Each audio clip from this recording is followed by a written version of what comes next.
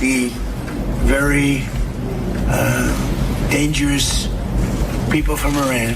They're sick. There's something wrong with them. We said, go and do your funeral stuff. And instead of that, they start shooting rockets at ships yesterday. And so we hit them very hard last night, very hard. I would say 20-1, 20 times tougher. And I told them every time you hit, we hit.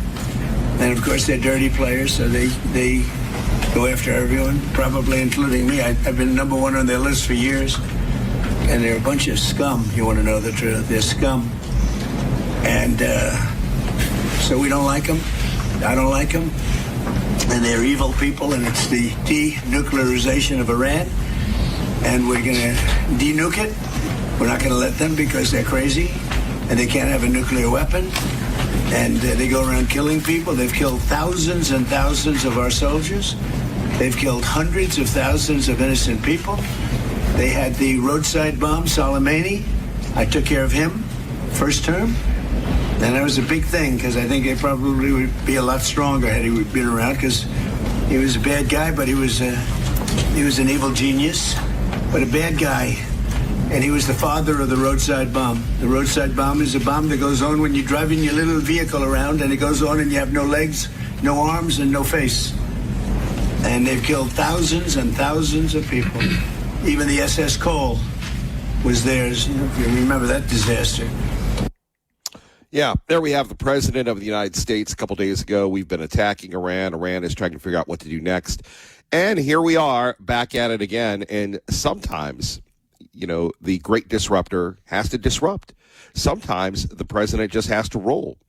And the Iranians decided to play the game that they thought. The Iranians decided to play the game that they've played so many times with every world leader. And you don't think that the president decided that he talked to the Arab states. And remember, he told the Arab states, and that was the deal, we're going to give them an outrageous deal that they cannot, in their right minds, walk away from. But if they do, then you need to back us on this. You can't play the double-sided game. You can't play the this, that, and the other. You have to be with us. So we will see whether our Arab friends are going to be with us, you know, much like NATO. You know, NATO was with us until we needed them. And we pay a lot for NATO, which is just amazing. Here's the latest on the U.S. strikes.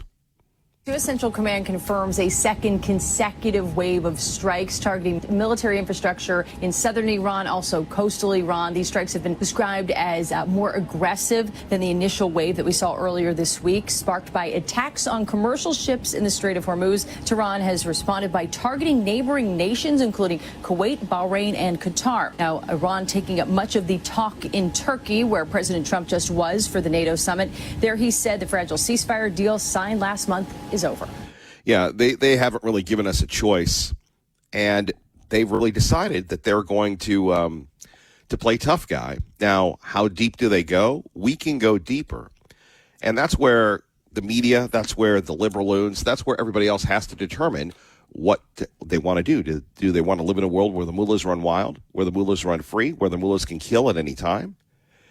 And nothing more brings that home to us at 580-5436-580-KIDO than what we saw with Air Force One. Now, I don't know if maybe you had a life. Maybe you decided to go get a snow cone last night. Maybe you decided to walk the dog. Maybe you decided to work out. Maybe you decided to read a book.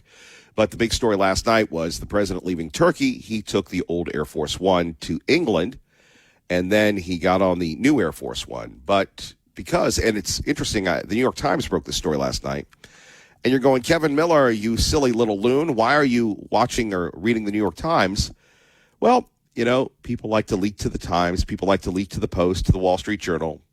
Some people like to leak to the Statesman, I guess. Anyway, regardless of that, you forget that Iran is only, Tehran or Iran is only 1,000 miles from where the president was. Now, the president wasn't in Istanbul, but he was, you know, close. He was in Ankara. And who's to say? Drones, missiles, they take out the president in the Qatari plane, and then you could have the conspiracy people saying, well, you know, Qatar wrongly accusing the government of Qatar of colluding with Iran to take down the president. So the president got an old Air Force One. I'm sure there were visible, credible threats. And thankfully, the Secret Service, because this president they've tried to kill him, the Iranians, how many times? Americans, at least twice. And so he flies to England, gets in that. And I love what he was talking about yesterday when he goes, well, I'm on top of the hit list. And they go, well, why did you want us to close the windows? Well, because bad people wanted to take us down. And, by the way, if they get me, they're getting you. They're not going to give you a break because you're Sally Smothers. They're not going to give you a break because you're a journalist. They're not going to give you a break for any of these things. Not at all. And it's so funny. They just can't bring themselves to this. They just can't bring themselves to saying that the Iranians are bad people. That's the wildness of it all. And it was great yesterday. It was like old home day because our friend Steve Yates, and it was funny because years ago, and this is how I know Steve Yates, the old chairman of the Idaho Republican Party, but our relationship goes deeper than that. He came back to Idaho, having worked in the Bush administration, was campaigning. Who was he campaigning for, Sweet William? Was that Newt Gingrich when Newt Gingrich was running for president? Was it Gingrich? No, it wasn't Gingrich. Rick Santorum? No. I know it was one of those strange, bizarro things.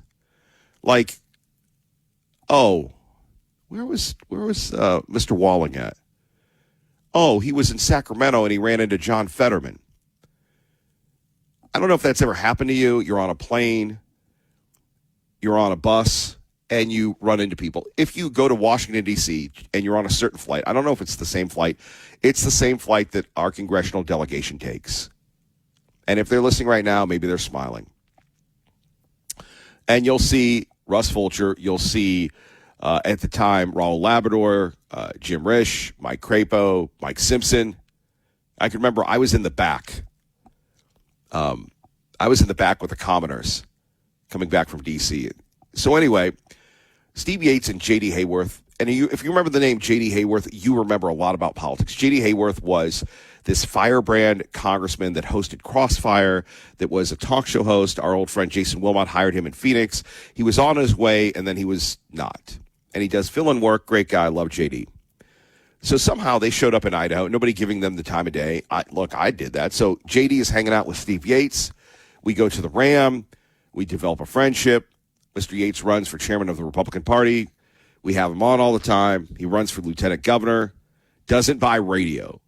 Buys digital smidgital, incredible mailers. I love Steve Yates. If he bought radio, he'd still be the lieutenant governor of the state. And what is that song? Unanswered Prayers. It doesn't work out for him. Goes back to D.C. because of his background in Taiwan. He's a national security expert, bar none. And I can remember him years ago going, well, I know Buck Sexton. I go, oh, the guy with the Blaze. Yeah, he goes, Buck and I go way back. And then when Buck and Clay and Buck came on, he talked about Buck and, how Buck is like loves the West and all these things. And now, as we discussed, what was it? A few weeks ago, he does the podcast. What is it? Nation States with Yates. Yesterday on the program, they were calling him General Yates and everything else about invading Karg Island. And if you missed Clay and Buck, we're always, always, always privileged to have Clay and Buck, the heirs to Rush, Sean Hannity, the man, Lars Larson, the king, Glenn Beck. Mr. Beck can't be described. And, of course, George Overnight. Anyway, let's take a listen to our friend, Mr. Yates. And if you disagree, by the way, this is Buck on what would Steve Yates do to invade Karg Island. Karg means, Steve, let us know that Trump is going to blow up their desalinization plants and blow up all their power plants. I don't think he's going to do that. Karg Island, though, to me, that I put in the more of the realm of the possible. Do you assess that similarly? And if we were to do the Karg Island operation, what would that look like? And could we pull it off? Well, we always could have pulled it off. It was a little bit of a mystery to me why that wasn't early in the mix. There probably was a reason that it was just beyond my line of sight. I see it identically. I don't think he wants to nuke essentially the civil infrastructure of the country. That creates a whole range of uncertainties that could be problems for our allies, could be problems for us. And so I think he wants to try to focus on degrading the militancy. And I think we can do a lot of that by doing what they've been doing along the coast. They can hit deeply into the military decision-making process. They've hit the manufacturing. The Karg Island part should be the game over point because that is what allows the regime to fund and survive. Our man, Steve Yates, 580-5436-580-KIDO. And then Clay got in. They had a little technical difficulties. We don't know anything about that here at 580-KIDO. So if Clay and Buck can have technical difficulties, so can we. However, let's move on to the next episode, if you will, when we're talking about the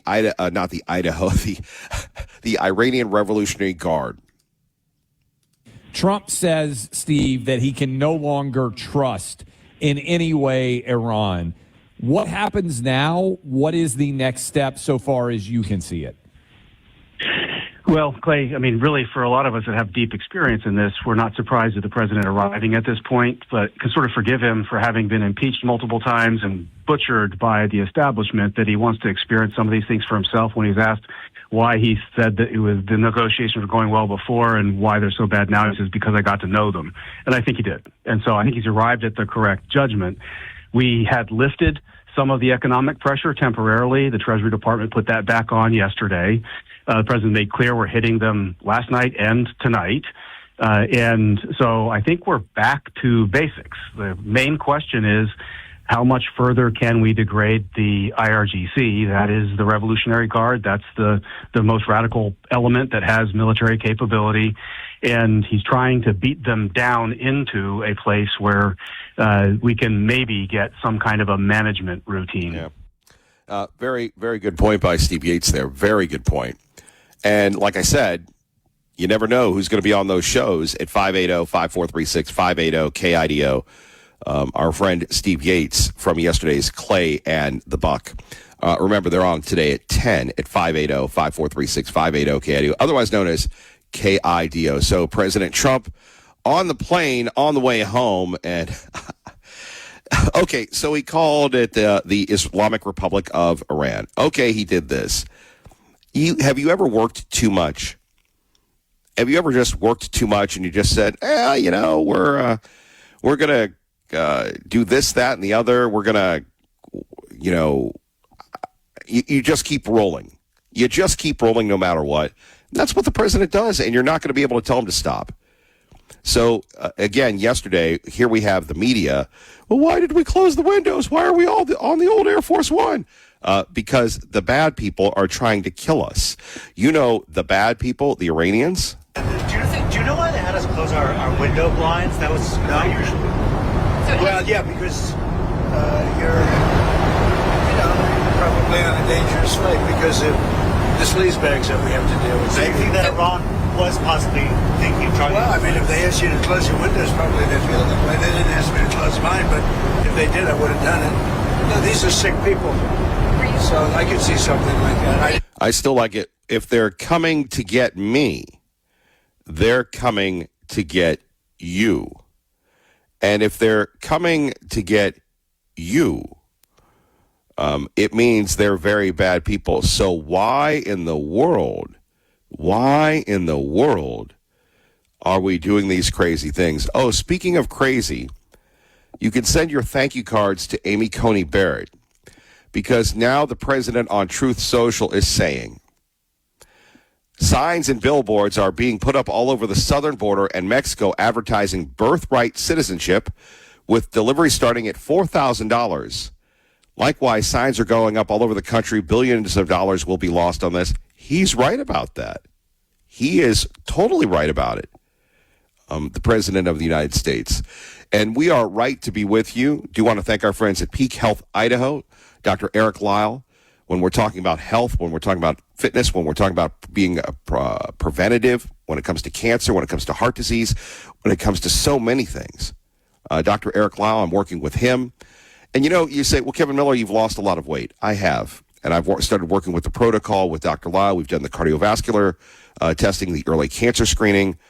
He does have hormone optimization. Now, I've lost 128 pounds without any type of drugs because I want to do it a certain way, and I have a lot of time to do it.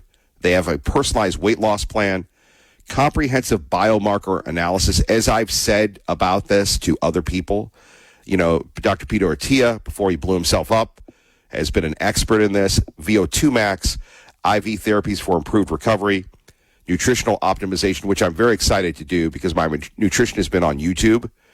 And sometimes, whether you're 28, 48, or 58 like me, or even older, you have to tell yourself that you're not 28 or 18 anymore, which happened to me the other day. And I'm like, man, dude.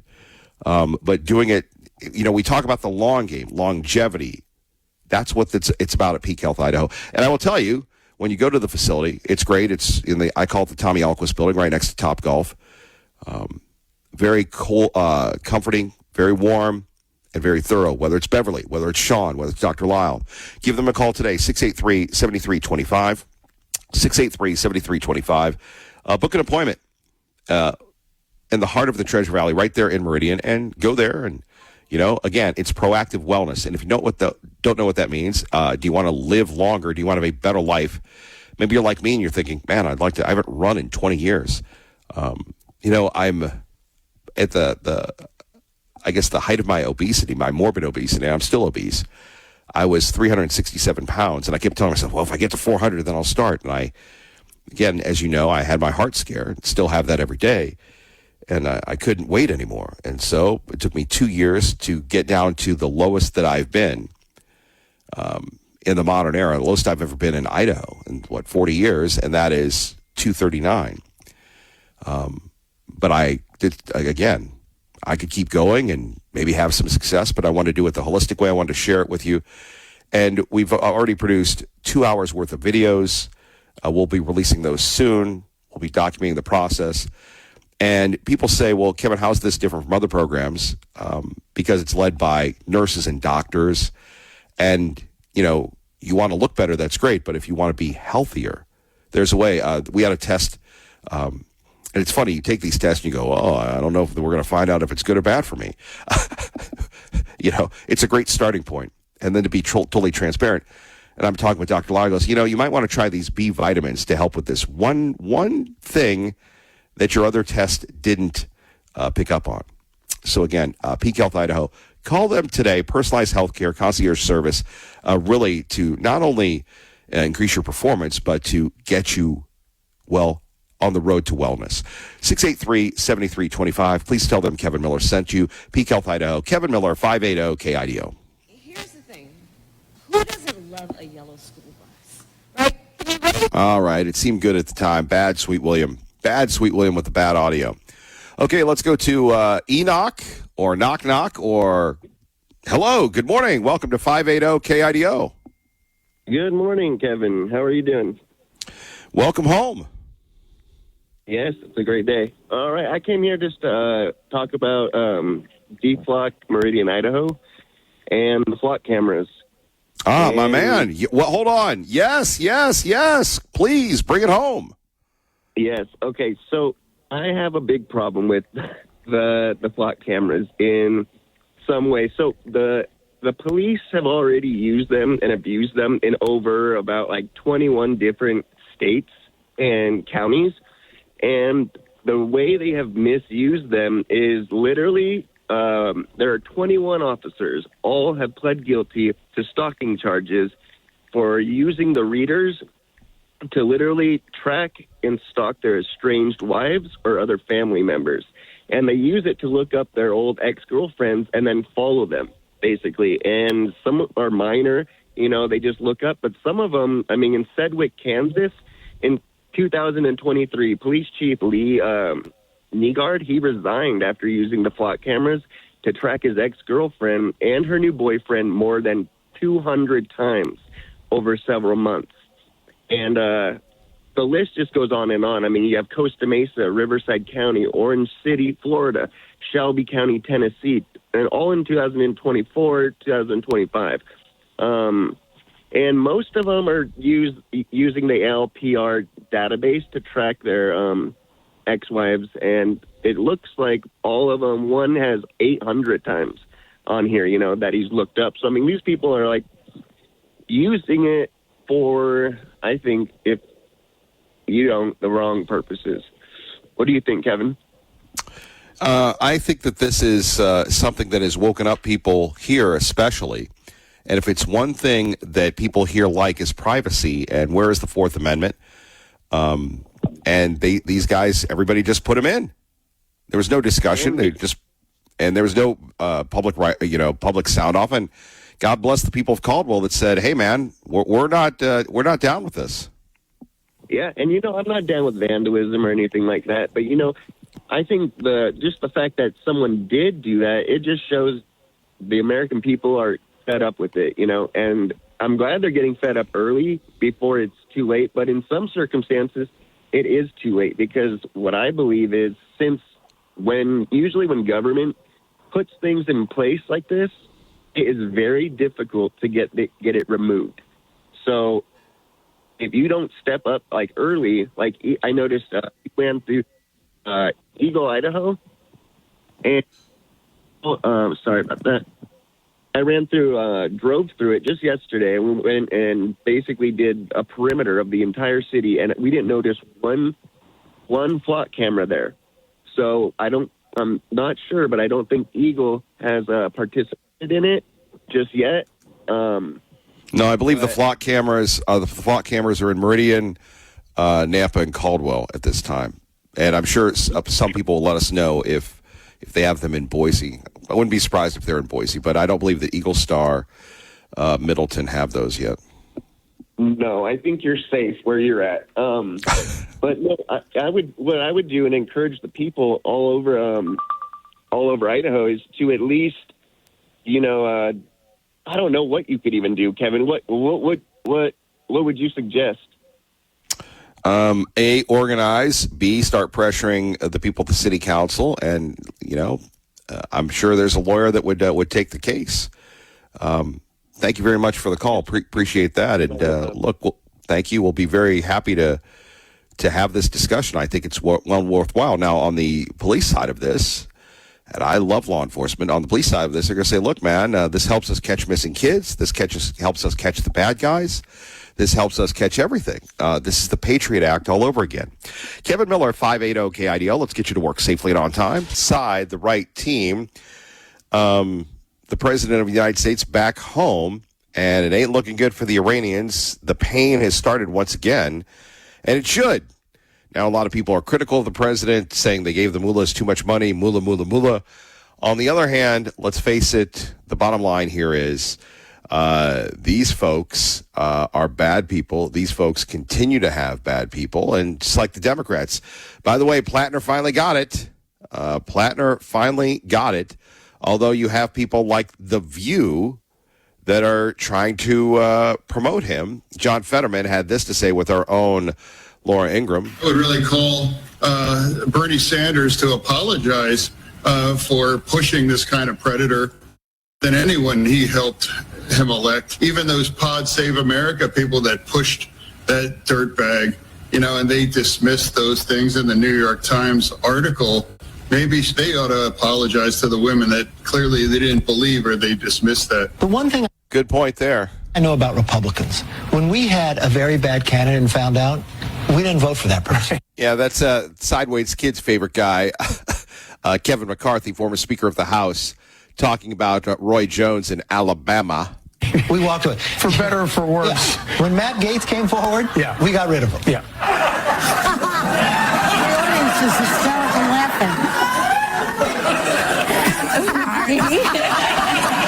And there we have it. What a great intro to Al in Ontario at 580 KIDO. Hello, Al.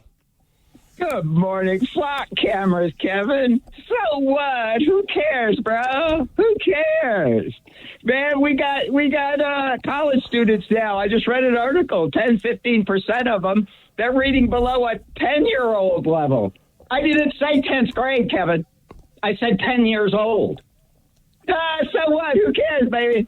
Nobody cares. Guess what? A nation that can't think is not a nation. I just made that one up. I don't know. Somebody, I'm sure, said that before. Sounds like something Jefferson would say. But we don't think anymore. Nobody knows about Jefferson, but so what? Who cares, right? Flat cameras. Why? Oh, yeah, well, somebody is following their wife. Oh, yeah, okay. Well, how about this? I think he said ex-wife. You know, it's always important to listen if you're going to articulate and comment on the great callers of this program, sir. Okay, well, ex-wife, wife. Okay, look, you want to get down into the minutiae. Oh, that's right.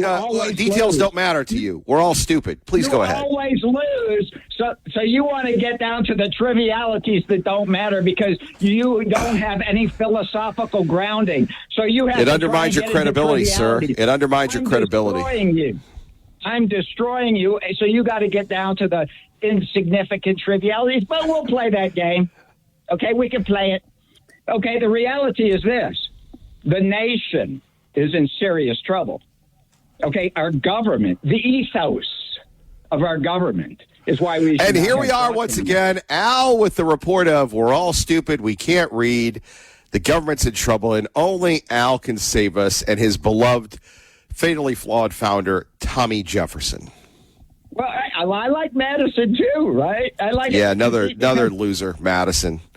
You know, hey Madison, what's the definition of loyalty? Oh, that's right. You traded out of my boy Hamilton for your boy Jefferson. But please go ahead, Al. Look, flock cameras. Okay, let's just be real here. And I know you're going to say Al's an extremist, but look, the ethos of the government is that of deception. They're liars, cheaters, and thieves. Okay, now, by extension, that really goes down to the state and local law enforcement and governmental levels also, because Uncle Sugar be paying them, remember? Uncle Sugar be paying them.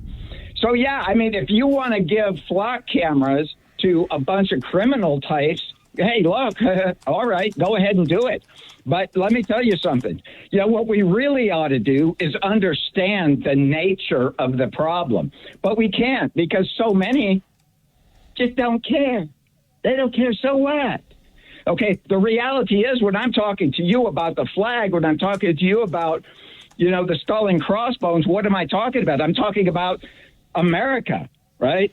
Because if we can't think, which we're having a heck of a darn time thinking correctly these days, right? We can't think. We don't understand how our government was formed. We don't understand what Madison, he was all about Greek political philosophy.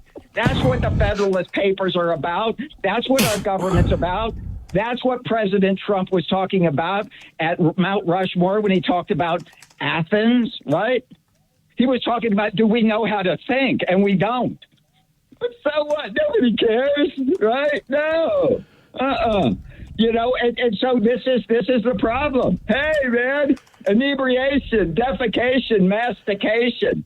Oh, yeah, baby, just, hey, Epicureanism. Unfortunately, this doesn't bode well for our nation going forward. So what we better do is start thinking a little bit more deeply about things. We need to basically, hopefully, get our education up to snuff, get our people reading again and understanding the founding documents, the concepts that are there. We're not a democracy. We're not. We have the executive branch, the Senate, and the House of Representatives. Okay, and guess what? Now we got the judiciocracy. Where did that come in? How does the judiciocracy come into this? Oh, well, guess what? Could that be like... Here's our friend, Greg Ferrer. Poor Al. He feels sorry for you. He feels sorry for you. Yeah, I know you do. Greg Ferrer says, K. Millie versus Al. Kevin, you're slaughtering this guy. Why is he babbling? Look it, bro. Yeah, you're a babbler. You could come up with your little silliness because you don't have anything to back it up. You don't have anything to back it up. Just like you, bro. that got the details of the story wrong. I got yeah, right. Listen, the details of the story are this. Okay, the details of the story are this. Okay, the government is totally inept. Okay, and they basically built a system that like you call up the IRS, for instance, 75% of what you get as counsel from the IRS is wrong. Okay, this is what we've built. Okay, we have a system now where if you pick up an eagle feather, you don't even know you're picking up an eagle's feather. Guess what? That's a felony. You just picked it up, but you have no criminal intent. What are you talking about? Yeah, you don't understand because you can't. No. I mean, I don't get it because it's just basically. I really don't. I mean, you go on and on and on. And what are you saying? I'm saying why you don't want the governments to have the flock cameras, but you don't. Oh, you're all right. So you like the flock cameras? You like Big Brother? No, I said why they shouldn't have them. Why the government should not have them. Well, we're lost in the minutiae here, buddy. What I'm trying to tell you is this, okay? Listen, the whole system is designed to turn you into timid animals, exactly as de Tocqueville said. But so what? Nobody cares, baby. Just be Epicurean. Just be Epicurean, baby. You know, and you know, that's the way it is, unfortunately. And, you know, hey, look, the other people don't have any spirit of resistance anymore. I mean, this poor guy who destroyed the cameras, look, that's like what the guy Lejo was talking about yesterday. Look, man, that guy's going to jail for life because it's a political crime. Okay, I mean, this guy, they're going to throw him under the prison for going after those flock cameras. Okay, because if you're engaging in any type of political crime, now you're going after King George, baby. Now you're going after King George. So this is what we have to understand, right? And you know, the DOJ, what are they doing now? At least they're doing something good. We've got President Trump in there, and he has some good people in there. Harmeet Dillon, she says, guess what? If the state officials... Here's one, 580-5436-580 KIDO. What, is anybody rolling with Al? Maybe we should just have a reaction to Al. What is Al saying? Now he's talking about DOJ this, Sally Smothers that. You know, Al, you're very fortunate that we're an old shoe, because in my day, I would have taken you outside the woodshed, buddy. Let me tell you something, brother. Okay, what you need to understand is this: life is the school of probability and chance. You know, hold on. Prepared mind. Maybe this works in the sauna with the boys, but it ain't working with us right now. Do you have anything good here?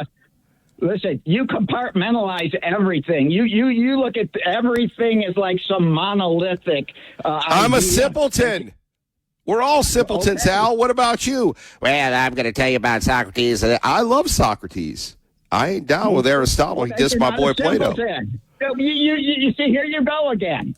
You say I'm a simpleton, and then you say I love Socrates. I do. And those two comments are mutually exclusive. There's a right and a wrong, Al. Maybe you're a sophist. I don't know. Maybe you are. You are. You're not you're a sophist, my friend. But you know, look. Hey, but the reality is this: you got to go back to Da Vinci, Kevin. Okay, you got to understand that everything is related to everything else. You have to learn to see. It's called dot connecting, bro. It's called dot connecting. And this is what I try and do for you. This is why I try and help you in the morning, to give you a little understanding so that, you know, you understand how it is with 10-year-olds, okay, actually going to college. These people have the mind of a 10-year-old. So Al, thank you for the call. Appreciate it. So that was his point. I'm not saying that Al is wrong. Okay. I would love for everybody to read What It Takes. I'm looking at it right now. I've tried to read it several times. It's 2,000 pages. It's what every person in politics should read. Maybe I'll take it with me to the Oregon coast again. Oh, I don't know. Maybe I will. Maybe I'll take it with me and I will try to read it about Dick Gephardt. Do you know who Dick Gephardt was? Bob Dole, all these people. Brilliant book. Or maybe I'll read my book about Tucker Carlson. Or maybe I'll just stare at the ocean and go, I miss hearing Al badger me every morning at this hour. Or we have to find a way. And that's what we do every day with you. Sean Hannity today at 1-580-KIDO. When the first New York Times article came out, I said, this reads sort of funny. What else is there? Is there something else coming out? And there we have it. Molly Jung on Plattner. They're all moving away from the Platt. The Platt had to go. When the first New York Times article came out, I said... Let's go to Glenn in Nampa. 580-KIDO. Hello, Glenn. Good morning, Kevin. Have you seen the Princess Bride movie? My name is Martunda Dundun. I'm here to whatever. You killed my dad. You killed my this. And Andre the Giant. Yep. Do you remember the scene where the man in black puts the poison in the wine cups with the really smart guy? Yes. That's you and Al every morning.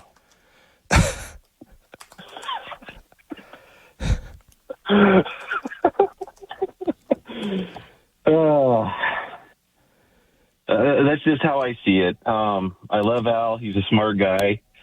But he's got to come up with something new.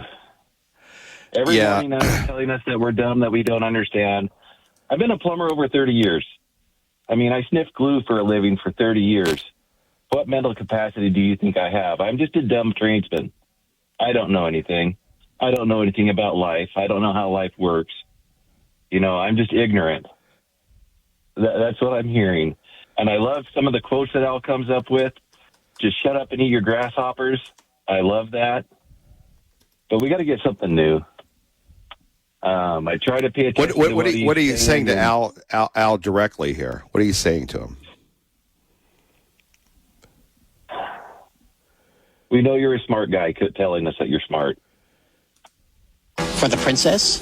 Inhale this, but do not touch. I smell nothing. What you do not smell is called iocane powder. It is odorless, tasteless, dissolves instantly in liquid, and is among the more deadly poisons known to man.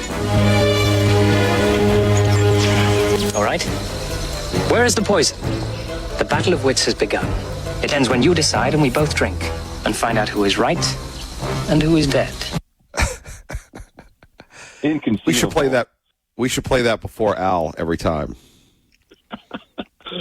Oh, man. Yeah. I mean, he has good points, but it's convoluted and it takes a long time to get there.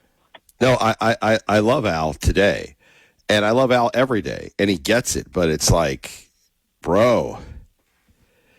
But remember, Al has a better approach than telling us we're all dumb. He's evolved over the years. Remember, we had rapping Al, we had grasshopper Al, we've had singing Al, we've had a lot of incarnations of Al. Yes, we have. I still prefer Al to our buddy in Tucson. I don't know what happened to him. Maybe the ship took him up. He's like a satellite. And he took him home. He comes into our orbit, and then he disappears. I'm kind of the same way, Kevin. I come in and hit now and then, and I'm gone for a while. It's just hard to get time to call in, but I'm always listening, paying attention. You know, Nampa's had those flock cameras for years, and you know, I don't know. I can see where they do some good, but I also know that's a large invasion of privacy. You know, they have the ability, if somebody wants to, they can track you all over town. All the data is there. They claim they delete it after a certain number of days, but do you believe them? I don't know. I was always taught to not trust the government. And I think the more power that we give them, the more power of surveillance and tracking and things like that, the less freedoms we're going to have, and it's going to become more dangerous to the average citizen. So, what do you think of the Caldwell situation? What do you make of that? I see a lot of people that want to fight for freedom. I can understand the tendency to want to take out the cameras. Well, the fact that they just voted on it, and really, with all due respect, Caldwell has been a cauldron of controversy for about the past 2 or 3 years. Parking meters, no parking meters, accusations and things with the police department. Lawsuits. Quiet zones, the rodeo grounds, and the parking lot. Selling that for. There's a lot going on in Caldwell. It's definitely like a soap opera down there. Yeah. So. Yeah. I think the less government we have, the better. We should have the bare minimum. And there's always that tendency of the government to want to get bigger, and we need to fight that. So I would say that Idaho seems to be losing that, though. Yes. Yep. And it's interesting to see the power struggle in the Republican Party between the newcomers, I guess you could say, and the establishment people. There's always this fight. You see it with Trump when he was trying to get elected the first time, and the establishment Republicans fighting for control. We're seeing the same thing here in Idaho. And there's too many people that I'm not going to say that moderates are bad, but the more we get towards can't even say it, large government, the more we need to fight back. And it's getting to a point where you got to choose sides, and the people that are middle of the road aren't going to really make a difference. They're not going to push change. It's all going to be more of the same, and they go along to get along. You see a lot with our governor where it seems like he does a lot of things that are performative. He says a lot of things to make himself look good, but is there really any substance to what he's saying? Is he really having substance with his actions? You look at the ballooning of the state budget, you look at the deficits and the things where they're talking about they got to cut, but yet they keep pushing to make the government bigger. And, the higher taxes and everything else that we're facing is a symptom of that government getting bigger in a lot of cases. And, we get back to, the scariest words are, I'm from the government and I'm here to help.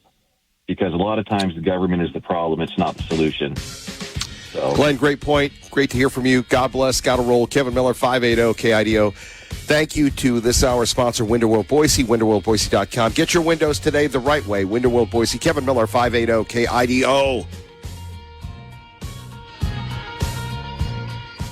Sometimes we love to just inspire you.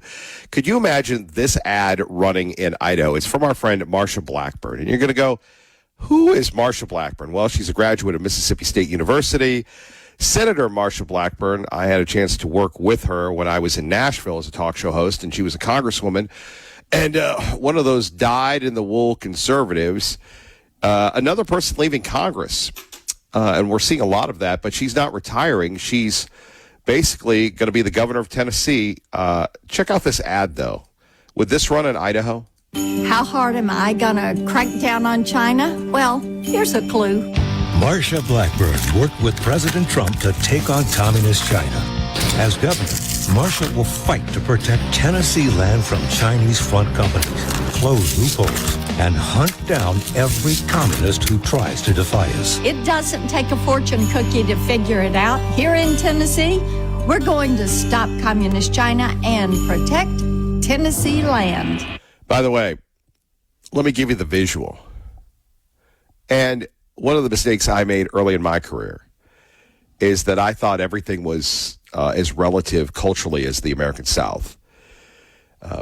You couldn't run that in New York. You couldn't run that in the Midwest. You can run that in the Deep South.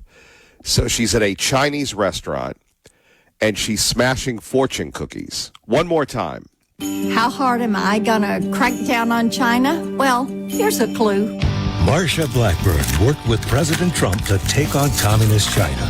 As governor, Marsha will fight to protect Tennessee land from Chinese front companies, close loopholes, and hunt down every communist who tries to defy us. It doesn't take a fortune cookie to figure it out. Here in Tennessee, we're going to stop communist China and protect Tennessee land. You know, and then they have... How hard am I going to... Oh, my gosh. Thank you, Marsha. And then they have the little automated cat waving. Funny, real life, amazing. Imagine somebody doing that. Well, I don't know if you could do it. I guess you could do that about the illegals. I guess you could do that about the Chinese in Idaho. I guess you could really do that about a lot of things. But at 580-5436, 580-KIDO, culturally, how would you play that? By the way, on our website, some really outstanding content. And what is that? Stories that I've written. Well, and there are people that have written other stories. We have, let's see, our friend Justin Bieber, the Idahoan. You remember the Biebs? Apparently, everybody hangs out in Coeur d'Alene. He's going to be playing the halftime of the World Cup. I know all the World Cup people are very excited about that. Our state ranked third best place to move to, third year in a row. Who beat us? Find out on our website. Another one, we don't really, do sports, but we can if we have to. One conference is not having the Ode to the Media Days because apparently they want to save money. That would be the new Pac-12. Bad look for them and how it impacts Boise State. And my personal favorite, the world's richest city is only 2 hours from Boise, Idaho. I need to update that one. When Seattle not gearing up, as Idaho fans gearing for the World Cup because we lost. So where are we? We are bombing Iran, and they're not happy about it. The president says they really want to make a deal again. But as we've learned and found out about this, look, the Iranians, there are two types of Iranians. There's the Iranians that apparently the vice president met with that seem like nice, rational Iranians. And then there are the other Iranians that will sit there and say, we hate America, we're going to destroy America, and, are lobbing missiles and everything. Now, if they attack, there comes a point in every business, in every conflict, in every battle, where there is no turning back. There is no turning back. And what you have to do is go all in. And when you go all in, the bottom line here is you may win, you may lose, you may do whatever you want, but you go all in. An example of that would be the surge. You remember the surge with George W. Bush? George Bush, he was going in to save Iraq. And he may lose, but he was committed. It's the old story that business people like to tell, who's more committed, when we're talking about, the chicken or the pig. Well, the chicken gives you the eggs, the pig gives you the bacon. And that's really what we're talking about with the Iranians. They keep saying they want to make deals and stuff, but, they don't want to make a deal. They've called us out. And unlike any other president that we've known at 580-KIDO, the president really is in a position where I think that he has to go. Now, oil prices going up again. I love how the world that we live in is so interesting that everybody's an expert on oil. Everybody's an expert on the stock market. Everybody's an expert, right? Everybody's an expert. Yet in reality, we're all doing the same thing. We're reacting to the same course of human events, rightly or wrongly. We're going to a point where we're going to have to make them feel the pain again and again and again. By the way, in Utah, the world continues to watch this trial going on. The world is watching what is happening in Utah with Charlie Kirk and the trial there. The end of the beginning of the preliminary phase. We'll talk a little bit about that. Yesterday, you heard Donald Trump Jr. talk about it. Yesterday, you heard how emotional he was and saying that this guy is going to be convicted. I know a lot of people are talking about conspiracy theories. A lot of people are talking about, well, this Tyler Robinson didn't do it. Are you kidding me? Why do we always want to throw doubt on things without any type of factual basis? And is it too difficult to believe that here we have the young bride, the young widow, Erica Kirk, who is left really without a husband, without a father, without anything? All right, let's go to our friend Blair in Boise with Kevin Miller at 580 KIDO. Good morning, Blair. How about Brian? Brian, good morning. You're on 580 KIDO. I apologize for missing Blair, but Blair's loss is your gain, sir. Hey, Kevin, you brought up a subject that I wanted to tie into the cameras. Did you notice that part of the reason they're prosecuting Charlie Kirk's murderer is because of cameras? They've got footage of him going everywhere in that college campus. And may I just remind everybody, Kevin, I worked at the mall. I ran the cameras when you went in the mall. I used to watch people through that mall, and I can't count the amount of crimes I stopped or caught with cameras. And may I just remind everybody also of this: if you show up at Brian's house, smile, you're on camera. And if you break into my house, I have one strategically placed camera at my gun safe. So if you try to get my guns, smile and good luck. I mean, I worked in security, Kevin. I worked in cybersecurity, and there's no way in this modern day and age that you can have security without cameras. So I understand there's like this country perspective that I grew up in where there was no cameras, but in the proper place and the proper time, they are critical, just like a firearm. You know, can they be used incorrectly like a firearm? Just like in Charlie's case where he was murdered by this idiot? Yes, but at the same time, they can be used to prove that case. So it's neither. They're just like everything else in this life. They're good and bad. It's just depending on the person that's using them. Now, Brian, let me give you one back at you. I think there's a difference between cameras at the mall and cameras on the street corners. Are there? There's cameras in my subdivision. My neighbors have them. There's a kid that went around my neighborhood breaking off the little handles for mailboxes. I caught him with my neighbor's camera. It picked it up. So I don't know. What are you worried about? Like, I'm not saying that the government never wouldn't misuse them. We got to hold them accountable. But at the same extent, again, I'm certified in cybersecurity. I'm with you.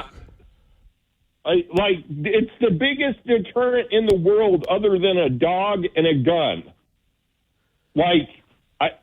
Every security person I know out there, Kevin, says, you know, there's only two types of people that look for cameras: criminals or people that work in cybersecurity, because they're like, yeah, did somebody got my six? So I just, like I said, you come to my house, smile. I've got a gun on my hip and I've got cameras recording you. You break into my house, you get to my gun safe, you're going to deal with the cameras and the guns. My family's allergic to dogs, or you deal with the dogs. Yeah, but isn't that different from public roads where people haven't voted on it? That elected officials just arbitrarily decide to put them in and deal with it? Well, I agree. It shouldn't be arbitrary. But at the same extent, Kevin, we all know that there's all kinds of vehicular violence and speeding that goes on our roads. I mean, come on. I live off of Karcher in Nampa. This road is insane. Some of the things that go on at night here, I want recorded. I mean, it's going to stop crime. Yeah, well, has it stopped crime on Karcher? Has it stopped the crazies on Karcher? Or do they just let it run? How about this? How about we put a cruiser on Karcher and see what happens? Well, how about they hire me in the Yes. county or the sheriff's department and let me run the cameras like I did at the mall and see how much crime I can stop and catch. I mean, we're prosecuting Charlie Kirk's murderer because of cameras, people. You got to have proof. So it sounds like you're in favor of the flock cameras, Brian. Well, I'm in favor of cameras. Again, I every guy from a Navy SEAL to Special Forces that talks to you about how to secure your house will tell you need three things. You need cameras so you can see them coming. You need a dog, and you need to be well armed. So I'm an American, and I listen to security experts, and that's what I do to secure my house. So if I want to secure a road where there's people that are breaking laws and speeding and assaulting other vehicles, remember, I stopped being a prison guard because there was a guy that killed a cop by running over him 21 times and then bragged about what he wanted to do to that cop's wife and kids in prison. So that's the kind of people that are out there that you got to deal with. And if you don't have the tools to deal with them and you can't prove it, then you're going to be held liable. So I like cameras. I like when they put cameras on cops because it makes both people be liable. Right. Just saying. All right, Brian. God bless you, old friend. Appreciate Brian. And by the way, sorry again not to get Blair on. Blair, hopefully he'll call back, but we always want to hear about the fires. I agree with that. Let's go to Double D, David DeHaas. Paid for by Living Waters Wellness Center. Hello, my name's David DeHaas. Are you having a good day, Kevin? Me? I don't really know yet.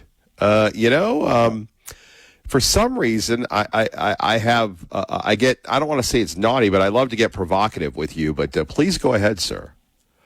Well, okay. Let's talk about some symptoms that you don't want to have: acid reflux, gas and bloating, SIBO, urinary tract infections, yeast and candida are very uncomfortable symptoms. There are critical nutrients that make a difference in how you address these symptoms. Well, this Sunday at 9 a.m. right here, KIDO 580 AM and 107.5 FM at 9 a.m., my guest is Dr. Milton Bastidas of Transformation Enzyme. He's going to share what key nutrients to use for these symptoms. Don't miss this episode and bring a notepad to take notes. I remember one client who had not eaten in 10 days, was bloated so bad she looked like she was 9 months pregnant. She used colon hydrotherapy to clean out the nasty stuff and then add in the key nutrients to give her body back into balance. God gave us an amazing body that can heal from anything. In 20 years of helping people overcome their dis-ease by addressing the root cause, we have watched thousands of miracles. Just yesterday, another miracle was back for a tune-up. When she came to us 3 months ago, she couldn't function. Severe anxiety had put her in the hospital multiple times. Drugs didn't help. She could not sleep.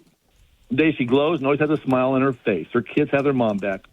You don't have to hurt. Learn how to detox and heal at livingwaterscleanse.com or call 208-378-9911. This is for you, Kevin. Nothing here is meant to diagnose, treat, or cure any disease. Seek out a qualified healthcare professional to see if cleansing is right for you. We love the cleanse. We love to get everything out. What do you make of fasting? Oh, fasting is great. Yes. Yeah. Give your body. I intermittent fast quite a bit. Yes, that's really important to give your body a break. Yeah. Is that part of what you guys do at all? And I hate to put you on the spot, but I don't think I could ever No. put you on the spot. No, on the 10-day, we do not fast. We're doing a lot of deep tissue cleansing, and we want to give your body the nutrient support. But it is a soft food diet, mostly just soups and juices. No one goes hungry, but you are giving the digestive system a break as we cleanse it out. You're going to put brand new carpet, I call it, brand new cells every 5 days in your gut. If we can get it cleaned out enough and give it a break, you'll lay down new carpet, new cells, and that's how the leaky gut and everything heals so quickly, fast, in 10 days. Major portion. Yeah. Well, and that's the big thing. I was just trying to think, are you going to wear a fro anytime soon? I've had many requests to wear the fro. I guess I can really sport the fro well. I did not know that. So as I go to and fro, I should probably wear the fro with my Elton John glasses. Yes. And gold chain, bell-bottom pants. Did your skin ever recover from the polyester? I did have cotton underneath. I don't like wearing polyester.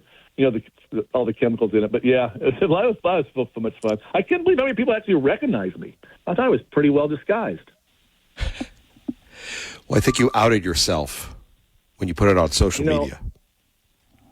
Kevin, I have a motto. If you're not laughing, you're not living. So if I can make people laugh and laugh at myself, I'm having a great day. I've learned to laugh at myself quite a bit. It's lowered my blood pressure. Awesome.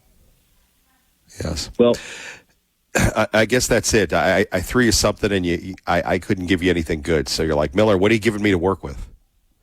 Well, I think Miller would look good. You know what? You need to come down and do your remote broadcast from Living Waters Wellness Center. You want to get some great stories. That a lot of poop. Yesterday. She sat down. Hold on. Didn't we talk about the poop talk, you and me? I mean, when we just come to that, and then I would be, because I'm an idiot, I would go, well, tell me about the science that's behind bowel movements, and tell me what this means, and we'd get into trouble. You don't want anything to do with me. I'm serious. I'm bad news. Bad news, Millie. No, somehow you bring out somehow you bring out the I don't know what I'm calling it, the provocateur in me. I don't know why, but you do. Well, you've interviewed a lot of great people. You've covered a lot of issues, but you haven't in depth talked about the bowels and watched what happens when we heal the gut and heal the body. Look, this would make you more rounded, a more cleaner Miller. I don't know if I need to be more rounded, but I do need to be cleaner. And anyway, I'm going to leave you with this one, and let me apologize in advance. There's nothing like the first bowel movement after the fast. I will just say that. Anyway, words to live by.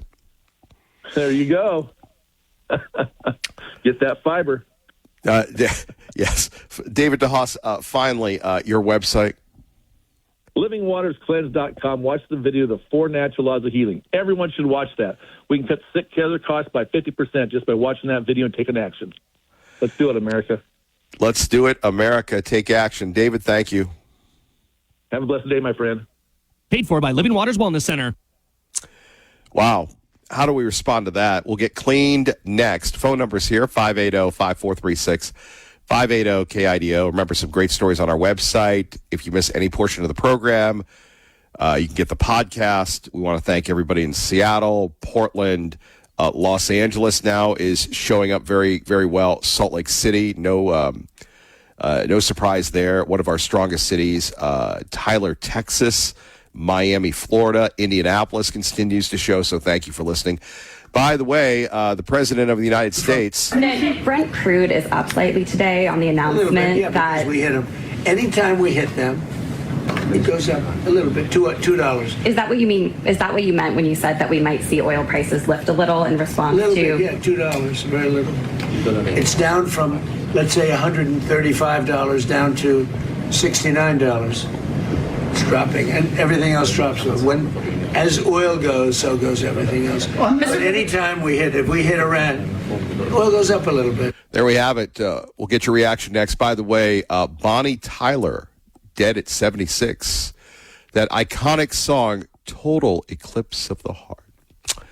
God bless. Life is so short. Please appreciate those that you have while we have them. Kevin Miller, 580-KIDO. 580-KIDO. And I know that Lee Joe is always so loyal to Kevin Miller, always so loyal to the people that have nurtured him and fostered him. And although Lee Joe does like to stray, so we're going to see just how loyal Lee Joe is. That is quite the introduction there, boss. I'm on Team Al this morning. I just got to say it. There's getting the association between all these random acts right is part of figuring out what's wrong, and he's got it down pretty well, And when he's doing all those random jumps, I'm following a lot of those random jumps,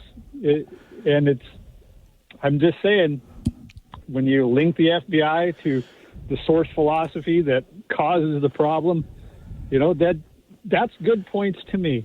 He's 98% of the time I can follow.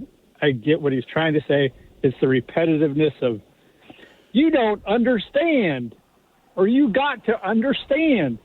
That's like me and my ums in the middle of my talk or discussion. And dear Brian, wonderful Brian, the government needs 0 cameras other than the ones it requires to keep them accountable, meaning the ones on the cops. Using these things as a warrantless search method, and you just sitting there making the whole argument that the community safety is greater than the individual right to privacy is the same garbage that they pulled out during COVID. Okay? It's fine. It's part of your right to have a camera on your place to protect your property. Okay? You are, of course, the first person responsible for your safety. However, monitoring the whole populace by robot computer is 100% a violation of privacy, due process, and to act like, because I think the cops are good, it's okay if they have them. The cops are not good. Many of them, like I talked about yesterday with Robert Jones, their whole purpose is to make examples of people who would otherwise stand up against corrupt government and corrupt law enforcement. If your daughter gets stopped or arrested 8 times by one police department and you go to the sheriff and say, hey, these guys are doing this, and they continue on and nothing gets done, it's just them protecting each other. Community safety is very low on the priority compared to individual rights and your right to protect your own safety for yourself. Thank you, Brian. You must have been really good at licking boots during COVID. I know you weren't, but you just used the same arguments to say it's okay for the government to have cameras. It is not okay. It is just not okay. That is a violation of the principles of the Constitution, period. I didn't sign up for Skynet. I'm looking. Well, wait a minute. Didn't your boy Al make fun of us for questioning this? Didn't your beloved Al, wherever he is right now, laugh at us when we've decided to rebel? I think that, again, and you know me, you and I agree to disagree on law enforcement, but the arbitrarily bending of the knee where they just put it in and nobody got to vote on it, nobody did anything, they just accepted it is, I think, very alarming. And that might work in Orange County. I don't think that it works in the Treasure Valley. Well, I don't think there's a need for it, an actual pressing need for it at all. Going back to that point, there's the post-constitutional society of bureaucrats. Okay, a bureaucrat decided, I want a flock camera, or some little city council, or whatever it is. You didn't vote for it, but the Constitution doesn't matter, and it's for the greater good. Everything's for the greater good. And the flock company has somebody out there selling this stuff. Well, but so here's the challenge. We have all these people that run for office and say they're going to be elected. Where's the firebrand? Where's anybody to sit there and call these people up into hearings and question this? The only reason we're talking flock cameras is because we had a citizen threaten to sue Caldwell. I remember when the flock cameras went in, nobody did anything about it. I can remember when the drones came out, nobody did anything about it. I mean, isn't this the Patriot Act all over again? Yes, it is. And it's like I said, a bureaucrat decides something or whatever it may be, it just magically happens, and you just go and drink your beer and ride your ATVs, and they'll monitor your activity, they'll monitor your money, they'll monitor, everything you do, but it's for your safety. The HOA will monitor how you park to protect your property values. The socialism and indoctrination in this country, due to our education system, is over the top, and it's winning or won, and the Constitution doesn't apply. The judge that sentenced Robert, there's due punishment, which I think the prosecution and defense basically agreed to, and then there's cruel and unusual, and that's what you get when you fight the system. Robert was like number 2 in the People's Rights Organization. If you're going to go down and protest City Hall, look, the bottom line here is the authorities agreed that what he did was wrong.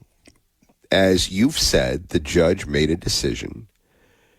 And besides you, and I say this with the utmost respect, where is everybody else in the people's rights? I remember the people's rights was a big thing covered by the Atlantic and all that. And Mr. Bundy's in exile in Utah. You're the only one around. And Robert's going to jail. And I think you've demonstrated exactly what happens. We had a strong organization, and there were lots of people's rights folks there in the courtroom and following the case. But when you don't have somebody that national news wants to pick up all the time and claim he's a radical, then it's going to just completely fall out of the common dialect, basically. So yeah, they ran Ammon Bundy off. They're throwing Robert in jail. But remember, Mr. Bundy took it to the limit, and as I have argued, and I have been made an example on, you work within the system that you have, especially here. Because you can be marginalized, and you cross the wrong person, partner. This ain't home. Well, and that's the point. You remember that we protested people who were employed by the government to take Baby Cyrus. Okay, and in the end, how did that work out for you and everybody else? In the end, private citizens who were being paid by the government. Okay, hold on for a minute. Hold on. Do you have a minute here? Let's go. All right. I'm coming back to you in a minute. You're not going to like it. More with Lee Joe and your reaction next, 580-5436, 580-KIDO. Let's get you to traffic. Very quick break. KIDO Talk Radio. Here we have our friend Lee Joe, who brought up Baby Cyrus. If you don't know who Baby Cyrus is or was, Baby Cyrus, there were some allegations that his family wasn't keeping him healthy. He was taken by the Meridian Police Department for medical attention. The call went out to the people's rights. They put up the bat signal. Everybody swarmed the police. Everybody protested the hospital. Baby Cyrus was released. His family fled to Florida. Mr. Bundy was left and paid the price. Did I leave anything out? The part of the paying the price was that St. Luke's, a subcontractor to the Idaho Health and Welfare, was able to now, hold on. Let's just keep the allegations out of this. I don't really need any more litigation. So, essentially, what happened? Mr. Bundy was protested. St. Luke's took him to court. Mr. Rodriguez went to Florida, and now we have your friend Robert going to jail. So in the end, without besmirching any more corporations, because I don't want to be liable at all, thankfully I've stayed out of that. And I don't want you to be libeled or targeted. So in the interest of having a conversation, you tell me, what did that accomplish, sir? And you just laid the premise exactly to what this conversation is. You and I are both looking at a noose if we openly discuss details. You know what I mean? And that was their purpose. Make sure you can't discuss what really happened. Wait a minute. We've discussed this so many times. So many times, bro. And let me put it to you this way. Me personally, I've paid the price for that. There are certain people that will have nothing to do with me or this program because of conversations on this show. And that is their right. And quite frankly, to me, and you know, I never give you guys the inside, but I could sit there and say, well, you know, we're going to make people uncomfortable. You go back to your job. I'm out on the street, and I deal with this all the time. So when we talk about a noose, no, I would prefer to say there are guidelines. You can operate within those guidelines and be real and transparent, or you can sit there and do what Mr. Bundy and Mr. Rodriguez did.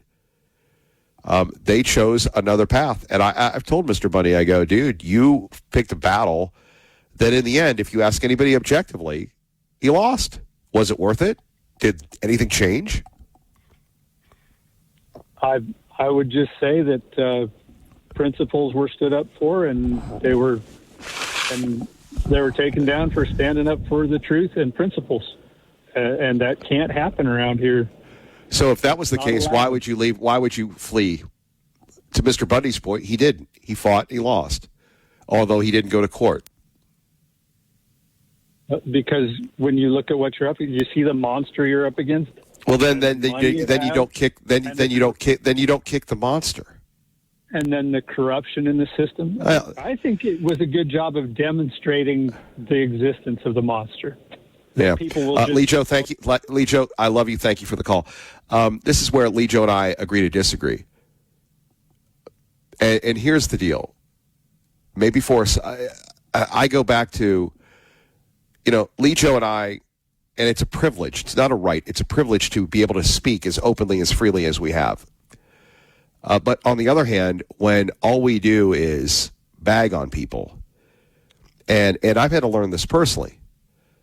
There are a lot of good people that work at a lot of places that provide medical care.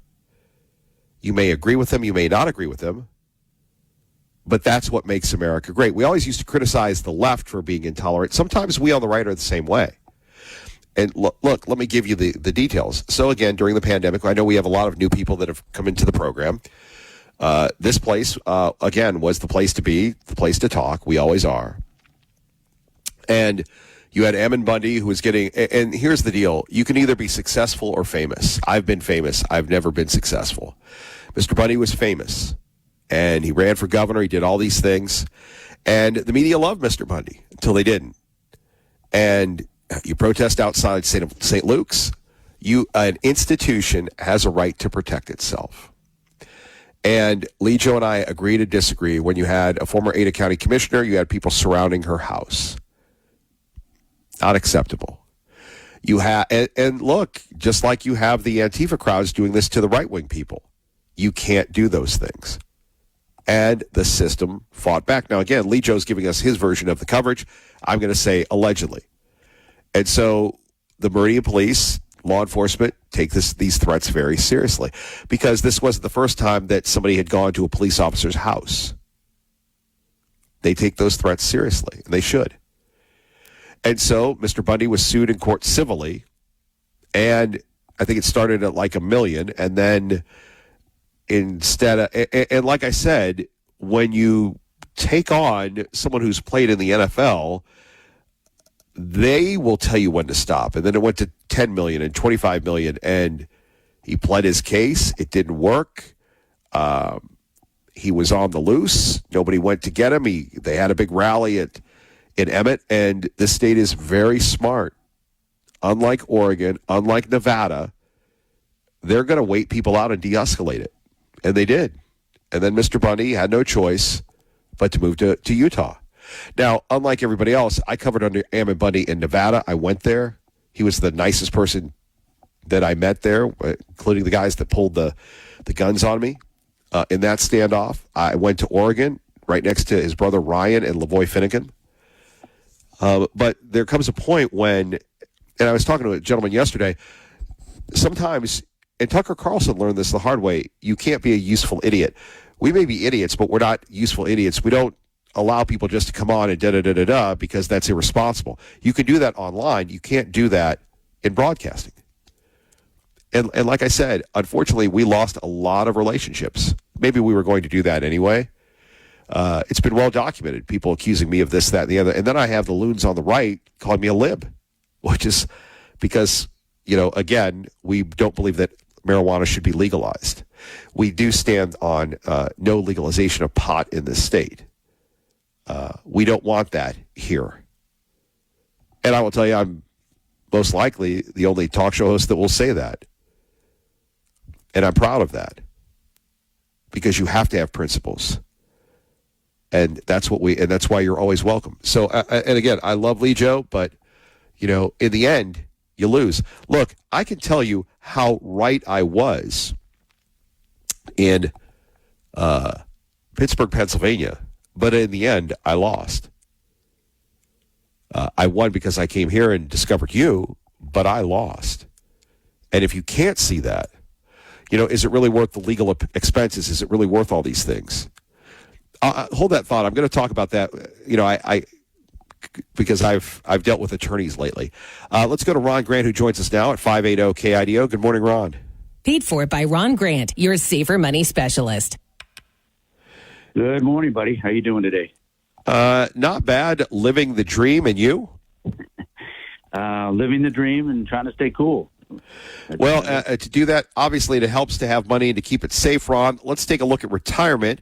Are all retirement plans created equal? Absolutely not. The 4% rule that the financial planners and stockbrokers like to say that you should be able to live on. Number one, it's highly exposed to volatility, the money in that. Second thing is you have to sell assets to get income or to get something. And what if you had to sell short? Now you end up losing more money. My clients and I believe in a lifetime income that we can't outlive out of the risk and the fees of the Wall Street casino. Market goes up, we get a chance to participate in some of the upside. But if the market drops, we don't participate in any of the downside. And just because you have a pile of money in a 401k or an IRA, that's not a retirement plan. Back in 08 and 09, when the market tanked almost 50%, my clients and I got zeros. But you know what? A zero is always better than a loss, Kevin. And right. This is your dignity money. This is the money you worked hard for. Some of you 35, 40 years. Why would you want to risk it and maybe not have a great retirement? Makes no sense. No, I would agree with you on that. I would agree with you on that entirely. Ron, how do we get a hold of you to develop a plan? Well, I put together an educational website, articles to read, videos to take a look at. There's even a book to download, 10 Things to Know About Retirement Income. And then you can email me from the site. That's safermoneyspecialist.com. But, let's have a phone conversation right here in the Treasure Valley, about how you can have a guaranteed lifetime income that you can't outlive. Zero stock market risk. But most importantly, legacy protection for your family. That's so important. You worked hard for that. 208-660-1372. Ron, we appreciate you. Thank you, sir. Appreciate you, buddy. Take care. Paid for by Ron Grant, your safer money specialist. Thank you for joining us. Boy, what a spirited conversation. So, if you talk to attorneys, and we always have these thoughts of, what makes the sauce. And you talk to attorneys, obviously, I think I've disclosed this. The past few years, I've spent money on attorneys for a variety of reasons. And I'm sitting there talking to attorneys, and they sit there, and there's two types of attorneys. One that says, yeah, we're going to get them. Now, that'll be $10,000. And they're almost part salesman, part therapist. And obviously, they know the law, or allegedly they do know the law. And you could sit there and, I've worked with some of the biggest firms in this city. I'm not saying that because I'm anybody. I'm just saying that because, well, you hire a good lawyer and then you redo stuff and the lawyer's going to give it to people. And they go, yeah, that's nice. And all of a sudden you feel like Ned Stark right before they slaughter his men in Game of Thrones season 1. Well, I've got the seal. It's a fraud. Oh, okay. It's all relative. My point being that you can go sue people and you can win, and you can have a Pyrrhic victory. A Pyrrhic victory is you spend 10 grand suing someone to get 5 grand, and then they defer the payment so they pay you $5 a month. That's the underbelly of the legal system. That doesn't work in all cases. I highly recommend watching the movie A Civil Action. It's a classic with John Travolta, where we talk about doing the right thing. And it's not like I'm advocating getting rid of, not doing the right thing, but there's a cost. And when you protest certain places, there's a cost. And in the end, you have the People's Rights Group that got national media, and then all of a sudden they were called a terrorist group, this, that, and the other. They were targeted. They were. I mean, The Atlantic came in, and I believe The New Yorker and NBC News covered this, and it was great. But did it really, in the end, what did it do? Mr. Rodriguez is in Florida, probably doing very well. Mr. Bunny is in Utah, losing everything he had in Idaho. I believe repairing vehicles. Now, Mr. Bundy is a serial entrepreneur. He'll recover as much as you can, but you can vilify people. But if you can't take the stings, you don't kick the hornet's nest. I think that's the reality of most people. And to Lee Joe's point, who's, again, a very passionate defender of freedom, you can go Lincoln Park. In the end, it didn't matter. And there are certain things that are and aren't acceptable. Yeah, I stood for principle, and I don't have a job. I've been there. I think that's the point that we're all missing. And I believe, again, we've got this case of the woman, the mother accused of killing her kid that said the vaccines did it because nobody wants vaccines in Idaho. We have a lot of healing to do. And I think that's where we begin. Kevin Miller, 580 KIDO.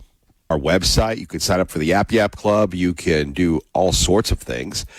You can even take a look at us on YouTube or Google or Spotify or wherever and really enjoy the insanity, because we love to, take calls and talk about issues and so many things. Let's go to our great friend Jeff Manasso joining us from Fox News Radio. And earlier this week, we found out that Jeff loves to drive his Ford F-150.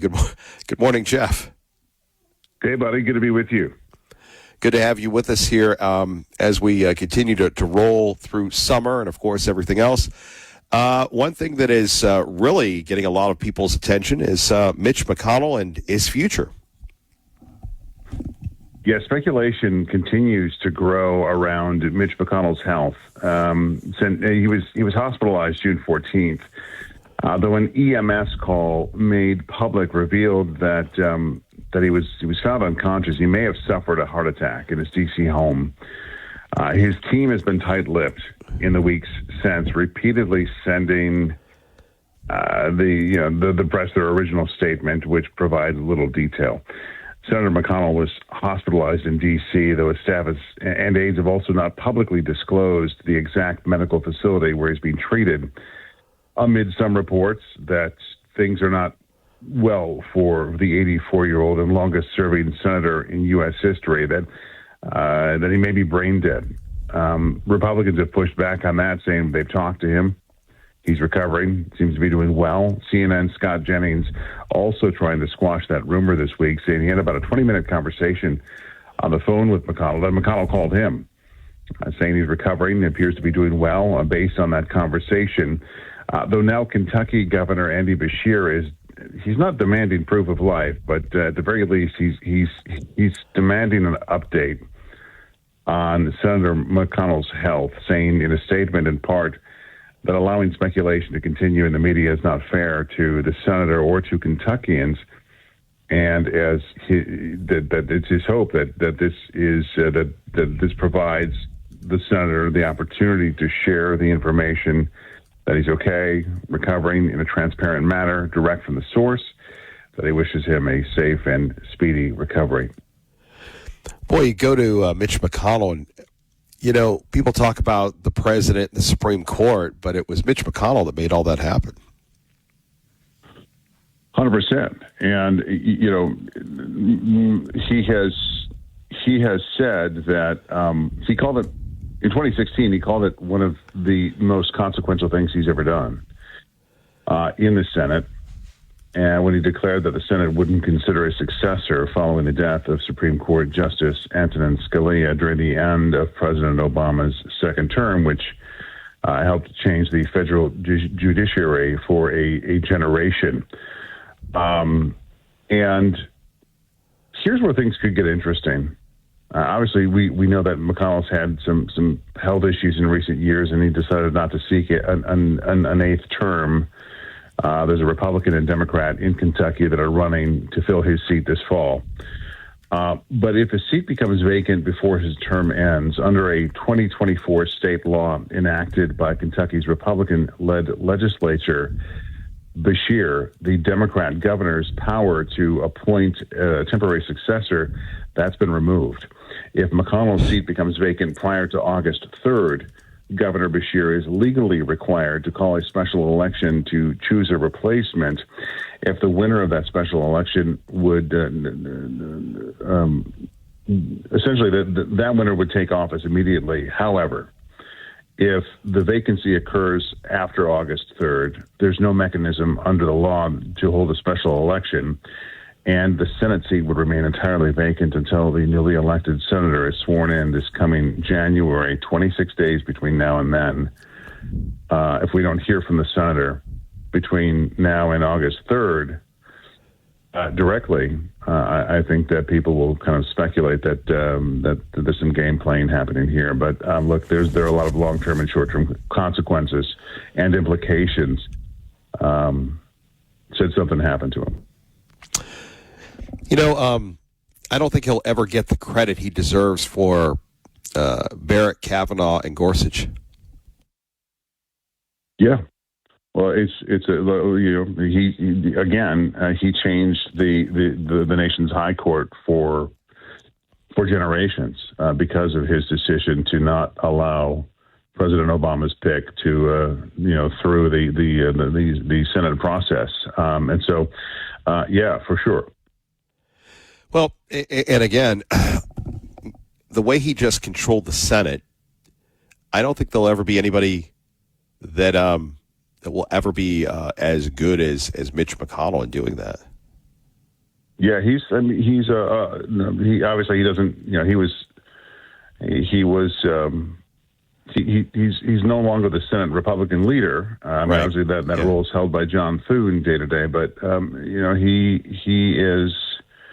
he remains an influential voice, definitely in the Senate on things like defense and foreign policy and Senate strategy.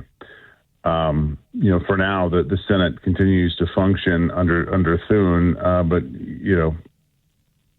even a single absence could complicate the passage of legislation or confirmation of nominees, depending on the attendance by the Democratic Party. But Republicans are already having an issue passing multiple bills that have sailed through the House, and so without McConnell, who in later years has pushed back on some of the things that President Trump wanted to do, I don't think there's a lot of love there between the two, but nonetheless, a vacant seat creates a problem.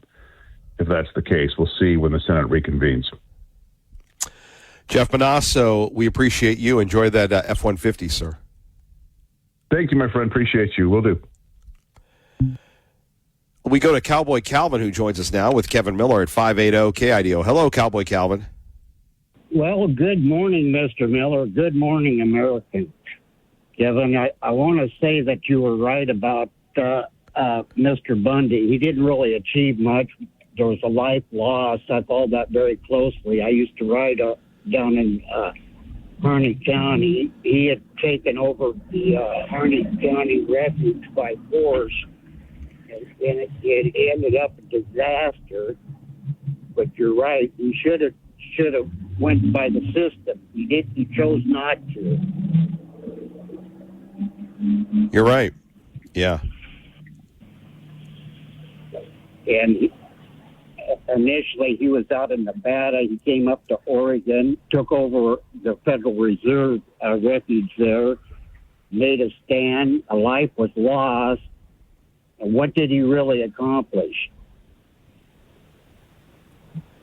Well, it's funny. I'll be going through Burns, and it'll be the first time I've been through Burns since I was there covering that standoff. And, wow.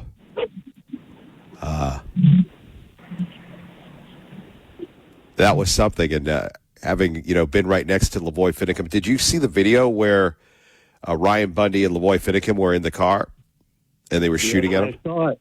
I saw it. They could have surrendered. It got way out of control, but in the end, he lost his life, and Mr. Bundy placed all the tragedy on the FBI and the Feds. It didn't need to come to that. I had a friend that was the state representative out of Burns. He went to Bundy and said, you put down your arms, we can take you to the county line, and you're free to go. Mr. Bundy chose not to do that.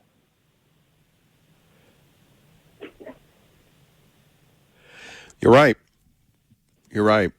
And Cowboy Calvin, you're very familiar with that territory. It's very lonely. It's very desolate, especially in the winter. Those guys were out there, surrounded. And I remember there were women there cooking and stuff, and it was like they camped in that bird sanctuary. And, you had the run to this sheriff, that sheriff, the FBI there, and you're thinking, and there's been a couple documentaries on it, but in reality, Kash Patel gave the FBI agents medals for that. I don't know if that was worthy of giving medals to shooting these people that were unarmed in this car, and then Mr. Finicum paying for it with his life. Well, I think that was a little over the top, giving medals for those guys trying to do their job. I was in law enforcement, and there was somewhat of a compromise. You want to figure out a solution to the problem, not have it end in disaster. And that was a total disaster. But he was not all right. He had some principles he wanted to stand up for, and it was cost him dearly. Now he's escaped Utah, and I hope he's happy and successful there. But you just can't operate that way. We talk about law and justice. We got to, as victims, we got to work with a system, like you say. Yeah, I that's the thing. Or there's no system to work through, and then we're done. Well, there is a system, like you say. It's costly.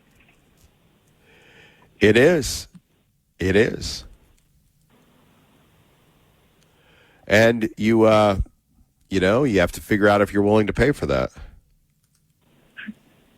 There was a gentleman here in Canyon County, Robert Valdez. He was falsely accused. It broke him financially. It was all over allocations that were falsified, but it destroyed him and his political career. He was a good man. Yeah, I remember that case. And I want to touch on these cameras that they have around here.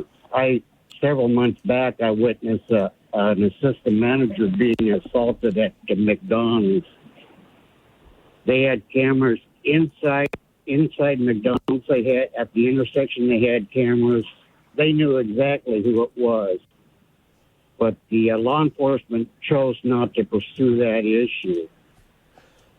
And all the victim wanted was some justice.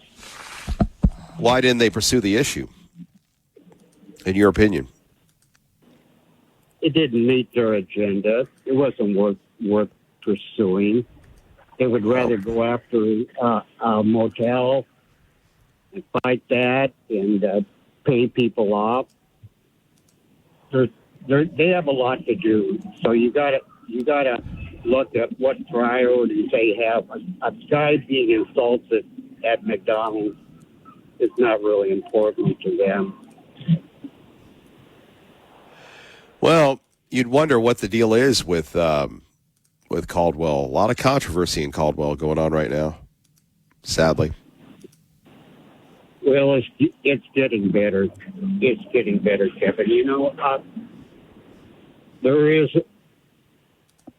some bad apples in every organization. Unfortunately, in law enforcement, that happens. I've been persecuted because I stood up for justice. I had to go out and respond by myself. And the thing was that they said, well, get on the radio and we'll get a backup. Well, the backup never comes. It's always too late. Yeah, unfortunately.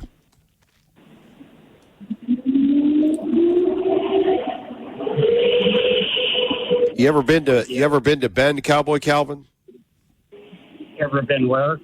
To Bend, Oregon? Yes, many times. I used to have property in Sisters, Oregon. I've heard a lot about Sisters. You got any recommendations? I'm going to Bend soon. Never been there. Yeah, it's a wonderful place. It's changed. I hear that's where all the rich people live. It is. It is. Majority of the people that live there now are from out of state, so the politics is changing immensely in that area. Well, it sounds like here. But as far as the beauty and the nature, it's a very, very nice place to be. Well, we appreciate that. Cowboy Calvin, anything else you'd like to share with us? Yeah, you mentioned about what would make your station better. We seem to be in a vortex here in Caldwell. I and many other people are not picking up your signal. So if you could work on that a little better, I think. Well, we got more. What you're saying? We got more signal problems now. At times, it's so bad we can't pick up your station for whatever reason, Kevin. Really? It leads us to a suspicion of what's really happening.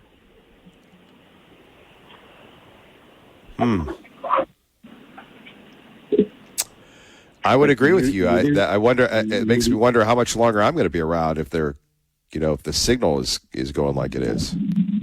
Yeah. And I mean, that's how they get you. They just take down the signal. Yeah, many people have the same problem. I've talked, and it's just at times it's just terrible. We can't pick you up. And what is that? The AM signal? It's the AM. Sometimes it's the FM too. Wow.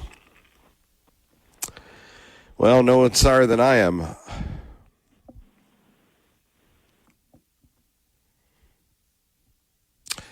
Let's go to Chandler, who joins us now at 580 KIDO.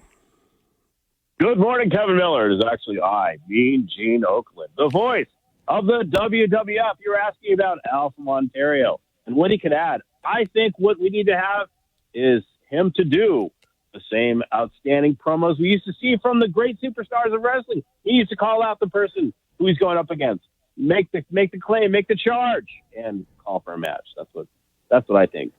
That's the part that I think it's missing, is he needs to do those kind of promos, don't you think? I love the idea of doing promos. Yeah. So Al, there you go, man. Start watching. Go on YouTube. Start watching them, and they're like 2 minutes or less. They're kind of concise, and I think it'd be great. Call out different people, call different issues. Regarding your question of what happened to people's rights, I'll tell you what happened with people's rights.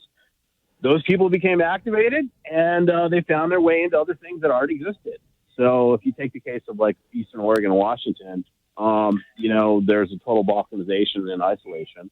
And so the people's rights movement there is still strong because they're totally shut out of everything. But just like the Tea Party movement, there's the Republican Party, there's other activist groups, and that's where a lot of them are. So the fact that these people came forward to fight for stuff and then continued fighting on with other established organizations and are part of it, it's like fresh blood revitalizing things. Whether they're going to end up getting Tea Partied like everything else, that's kind of what the battle is. You've got a lot of grassroots people come into the Republican Party who actually believe in the core principles of the Republican Party, who are fighting for them, who want to keep the status quo, which is a good, healthy thing. And yeah, you're right. It's kind of tough. You got to be careful of the battles that you pick. But I would also say that part of why our system is working is Ammon Bundy was apolitical. And the fact that he believed enough in our system to step forward and run for governor and participate and get 17% of the vote for a first-time candidate. And now he lives in Utah. Okay, let me put it. You ever heard of a one-hit wonder? Well, what about the longevity? What about the long game? Nobody plays the long game. Everybody wants that.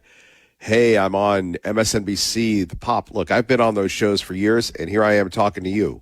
I mean, do you make a big change, or do you just, I think most people, and it's because of social media, they want to become famous. They don't want to become successful. And Mr. Bundy is a man of principle. But, and look, maybe it was humorous, maybe it was faith, but he beat the government twice. Should have been in jail for the rest of his life, whether you agree with it or not. He didn't. And then when you have those victories without a loss, you go and then finally somebody just jacks you. And that's what happened to him, in my opinion. Well, Dr. Death, Jack Kevorkian in Michigan, same kind of thing, man. And Jeffrey Feigler was a great attorney, one of the best defense attorneys ever. Kept him out. He kept winning. And then the time when he eventually got convicted, it was because Jeffrey Feigler was no longer his attorney. But like regarding your case, Kev, I think we need to do a march. We need a demand justice for Kevin Miller to organize our KIDO, bring the Miller militia. Wait a minute. Which case are we talking about here? You got kicked off the air, man. You were run out by Darth forces. Something I could sit there and blame everybody. I was a willing participant, and I accept responsibility for my actions. And I was given bad direction, but I'm an adult. Look, Chandler. The brilliance of you and I is we could sit there and litigate everything that we're all victims, but in the end, we're all adults. And what I've noticed around here is there are a lot of people in the media, a lot of people in politics, maybe a lot of people personally. They can dish it out, but they can't take it. I'm willing to throw with people. I'm willing to go, but on the other hand, I have a cost analysis, and there are certain things, there are certain allegations you make, and there are certain allegations you don't make, because in the end, do you want to be a kind, responsible person, or do you want to be a kook? I'm just saying, you're, as a person in the media, you tell from time to time the story of what happened to you in Pittsburgh. I just think that could be a fun way to, boost some ratings. I think people have lives, and one thing that I've been blessed about in this program is it ain't about me. It's funny, maybe because I'm an old man, Kevin Miller. I see people doing what I used to do, and it's like, okay, I've been there. Yay, go, and then you're like, okay, then what do you do next? How about help a charity? How about help people that are in the heat? But I appreciate your passion, sir. I appreciate the compliment. You're welcome. So the justice thing, look, I really do have issues with our judicial system here in the state of Idaho. And if you look at some of the articles the statesmen have written about failing standards for prisoners, the hunger strike, the people dying, and I think it was somewhere up north, there are people like over 10 years, a bunch of people died, and it wasn't publicly reported because of being in the jail and something happened. And then you had on that guy who he was he was shepherded around different places here. You know, like we have the problem I have with what happened to Robert Jones is we have, you know, if you're going to put people in jail, you need to have the infrastructure and the space for them. And the fact that we don't, and we outsource our jailing to other states, we're paying other states, we're transporting people. Let me expand on that for a minute, because, you know, I'll give you one of my crutch phrases. We're the only ones talking about how bad the jails and the prisons are, and the schools and everything else. Now, I could be like every other bootlicker and fart sniffer in the media, and I could sit there and go, well, we're going to have people on. I'd love people to come on. But then I think to myself, well, why are we raising taxes in Meridian? Okay, why are we raising taxes in Meridian? Why are we raising taxes everywhere? It's the duty to represent the public, but nobody does that, and they do it. They kind of, you know, wink, wink, nod, nod. People are stupid, but you know, you take a look at the state Department of Education. Tell me, where is the return on investment in that? Oh, we're helping kids. Are you, or are you going to run for higher office? And the politicians here are very thin-skinned. I'll appear at certain things. They won't talk to me. I won't talk to them. And I'm fine with that, because in the end, they're in their own business. But clearly, the state has a challenge in education. And clearly, the state, I mean, the reporting, as you've noted, that Statesman has done in the past 5 years on prisons. And just that guy that called in that he was on the bus for 8 hours without a bathroom break and everything else. Yeah. That's okay. You do that, you expose it, and unfortunately, Chandler, besides you and me, people go, so what? I'm going to go home and watch the big screen, or I'm getting the RV out and heading out. That's the world we live in, unfortunately. Well, it's hard to counter that. All I would say, though, is if you want to talk economics, that guy's permanently disabled.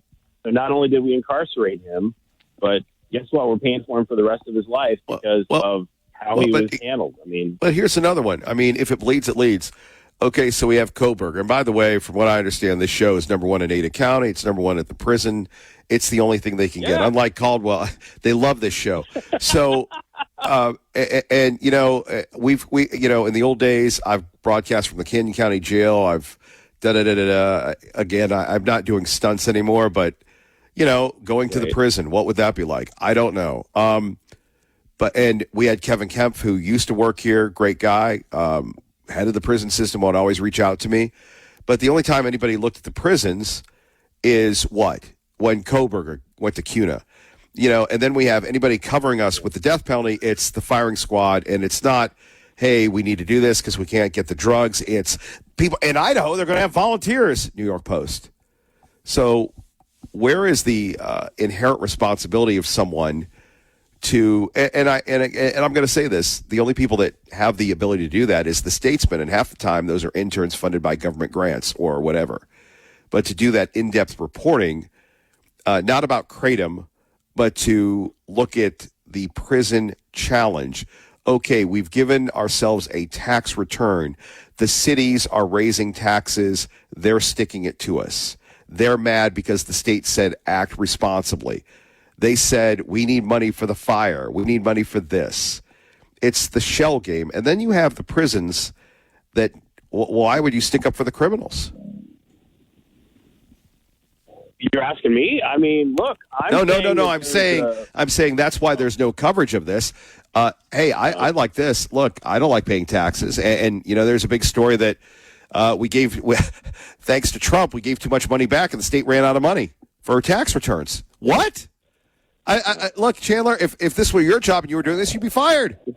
Here we go. Okay. With the prison stuff too, I just think that I just go back to prison radio, Kev. Like, if you ever have to do some serious cost cutting, there's the rodeo they do in Louisiana, and they have like the Angola farm where they actually raise their own crew. Like, what's that called? Saying, there's another idea. Like, what's that? Yeah, what's that called? Angola. Nobody ever wants to go to Angola, bro. I would not go to Angola. The rodeo is pretty popular. Yeah, I would not go to Angola. Chandler, got to run. Thank you for the call. Kevin Miller, 580-KIDO.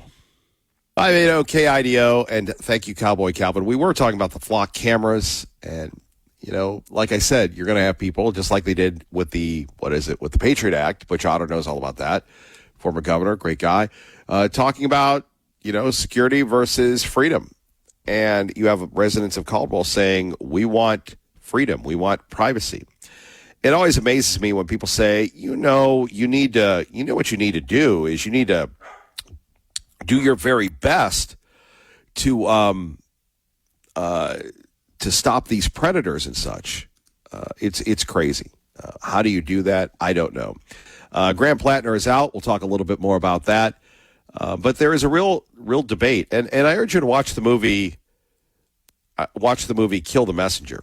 When you go too deep, Gary Webb, God rest his soul, reporter for the San Jose Mercury News. When you go too deep, you get too close. They fight back, and it's not very, very good.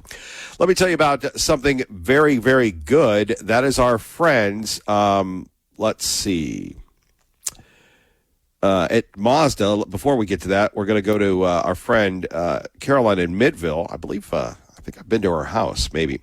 The people who protested in Burns were not armed, did not take over that place using weapons. Cowboy Calvin is wrong. You should have called them out. Actually, I was there, and they were armed, and I did see them. And I did talk to Lavoy Finicum. I did talk to Ryan Bundy, and we have videos of that. I am so disheartened with your radio program. You have such a wonderful platform, which you do great, good things for patriots and freedom. I realize that your heart is for charities, and you do that well, but politics, not so much. Wow.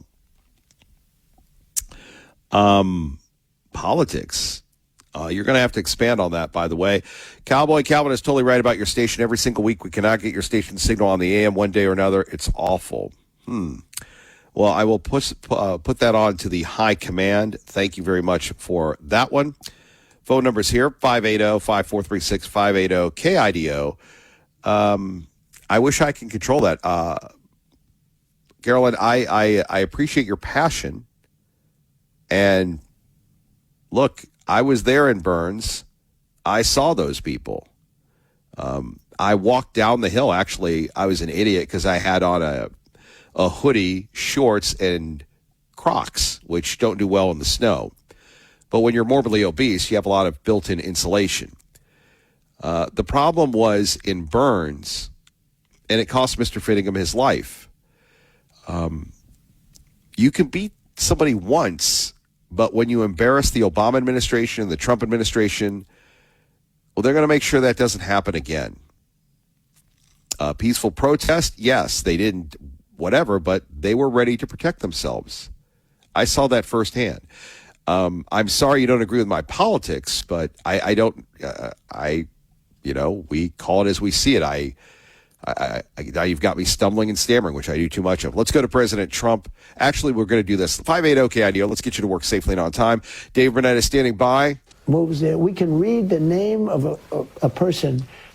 We can need if his name is Mohammed something, and most of them are Mohammed. You can guess about 50% right. We can read his name right on his tag from space. It's the most amazing thing. Anybody that goes near that space, we have it tagged. They haven't done anything there.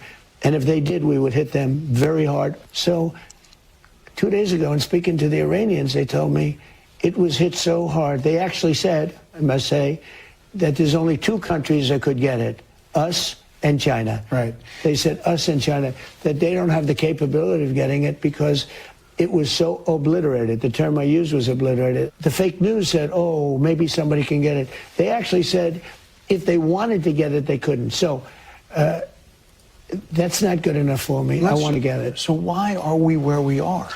Did you underestimate the pain tolerance that Iran has? I didn't underestimate anything. We hit them. And there we have the president. Did you know that most Iranians have the first name Muhammad or something? Words to live by. By the way, our friends at Team Mazda want to tell you about Team 250. It's your chance to drive a brand new Mazda or better owned pre-owned vehicle with payments right around $250 a month. Here's a great example. Right now, you can lease a 2026 Mazda 3 for just $250 a month with $3,335 cash or trade down. And because Team gives you up to 130%, that's 130% of book value for your trade, getting that to $250 payment is easier than you think. Go Team 250. Shopping pre-owned instead? Why not? Aaron and Joel will help you find a quality used car, truck, or SUV with a payment that's right around the $250 a month mark. The sweet spot. Yes. We all like the sweet spot. Yes. And no matter what you buy or lease, Team will include a $250 gas card with your purchase. So this month, it's all about Team 250, $250 payments, a $250 gas card, and up to 130% of book value for your trade. Get pre-approved today at GoTeamCredit.com. That's GoTeamCredit.com. There's no impact on your credit score, and you'll instantly see your buying power. Celebrate Team 250 all month long at Team Mazda in the Pre-Owned Superstore on the Boulevard or online at GoTeamMazda.com. Please tell them Kevin Miller sent you. So here we have the president talking about the mullahs and everything else. We continue to hit them again and again and again. Coming up next hour, a very, very significant and exclusive special announcement. And Mr. Plattner, he's mad because he got run. He says that he was a victim. Why not just own up to it and say, look, man, I made a lot of mistakes. I'm going to go back to being a crab fisherman. He likes crab, crabbity, crab, and then move on from there. Why not just roll on with that as opposed to blasting the establishment?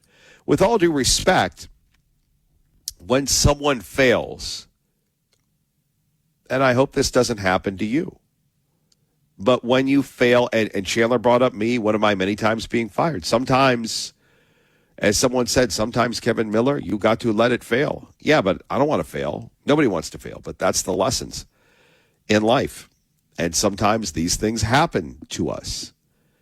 And we learn by our mistakes, at least the good ones learn. But when a marriage ends, it's never one-sided. Well, they were horrible. Well, you allowed them to treat you that way. Well, can you believe somebody did this to that? Okay, but they made a conscientious decision to take that abuse. Maybe for the good of the community, maybe good for everyone else. I always like it, and I'm not going to be sexist here. So when somebody gets a divorce, and we'll say whether it's a man or a woman, and the first thing they want to do is they go, I want to get a rich such and such to take care of me.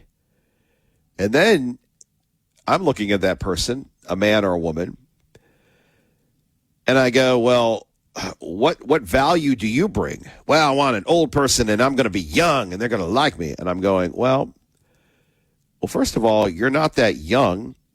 Your personality isn't that great. So if I'm acquiring an asset, am I going to get something that is already depreciated in value? And I think that's it's an unrealistic way to look at things. But so many times we're blinded by our own, biases or hubris or what have you. What can you offer? Chandler last hour was talking about, Kevin Miller, you need to do this. How about we send veterans to Washington, D.C.? How about we make sure animal shelters are taken care of? How about we help people that are homeless? That makes a difference. Not, we have enough of that around here, don't we? We have enough of, And with Mr. Plattner, and I mean, really, what politician has ever done this? What politician has ever said, I made mistakes, and I made a bad call at the line of scrimmage by getting a tattoo. I was either complicit or incompetent. You don't have to be the world's greatest philosopher that everything in life comes down to either you were complicit or incompetent. Many mistakes I've made in life, I could say I'm ignorant, but I guess that would be incompetent. It really, there's no rationalization when you look at things as an adult. You were either complicit or incompetent. Maybe you were misled. So, again, Plattner, like a failed marriage, fails to think that, okay, I put a lot of things on social media that aren't going to play in middle-class Maine swing voting households. I have a Nazi tattoo. I swear a lot. I've been trolling social media, trying to pick up allegedly women or saying provocative things. Has anybody offered you a dream position or a dream job, sometimes I feel it's necessary to protect people from yourself. And many times, someone will say, well, you need this to negotiate. If your present person doesn't value you, you have to make a decision. You either stay in that situation, whether it's personal or professional, or you leave. Everything is a trade-off. Case in point, somebody said to me, hey, Kevin, how about you do this? And, they said, well, are you committed to staying in Boise recently? Now, I could have lied. I could have misled these people because everybody does it. I said, no, my family is here. I am committed to being in Idaho, or at least the Mountain West. This is my priority. I've been very blessed to ask people to welcome me into their cars, their homes, their workouts, whatever. And, you can't sit there and say, I'm working for you, and then pack your bags to the first flight to Phoenix or Indianapolis or Richmond or Boston. Somebody said that to me. You have to stay in one place and do something. And I agree with that. And you go back to Mr. Plattner, and he wanted to run, but he wanted to attack. Well, what are you for? I know what you're against, Susan Collins. And back to the point, somebody one day said, well, look, we want to take you to Washington, D.C. We want you to work in D.C. I know you're bred for that, Kevin Miller. You've always been about politics, maybe more so than radio. Would you consider going to Washington, D.C.? And I said, first off, there are certain people that don't like me, and I would hate for you to be hurt by things that I've said on the radio that are provocative, inflammatory, and some people would take it the wrong way in the politically correct Politburo world that we live in. I wanted to look out for those people. Oh, no, I'm going to do that. I'm fine with that. But Plattner didn't have that sense, maybe because he thought he was going to be a senator. Plattner didn't have that situational awareness that they call it in the workplace, where, okay, I have a Nazi tattoo. I swore and said things on social media. I had some indiscretions, alleged indiscretions. I had some issues in my past. Maybe if he had done a mea culpa, maybe if he had said, I was a bad Plattner, I was drunk, I'm bad, I apologize. But as one of the victims, the alleged victims, said, when he started bagging on people about women, that's when she had to come forward. Now, whether or not that's true or not, I don't know, but you have to say, we're taught that in church. The pastor, the minister, the priest, the rabbi. What is it about? Humility. The Christians, pray for your enemies. I pray for my enemies every night. It is very humbling to do. Catholics have this thing that they call confession. Some of us haven't been a long time, but to say your sins out loud, ooh, maybe Mr. Plattner needs to practice that. Harold Ford Jr., what do you have to say?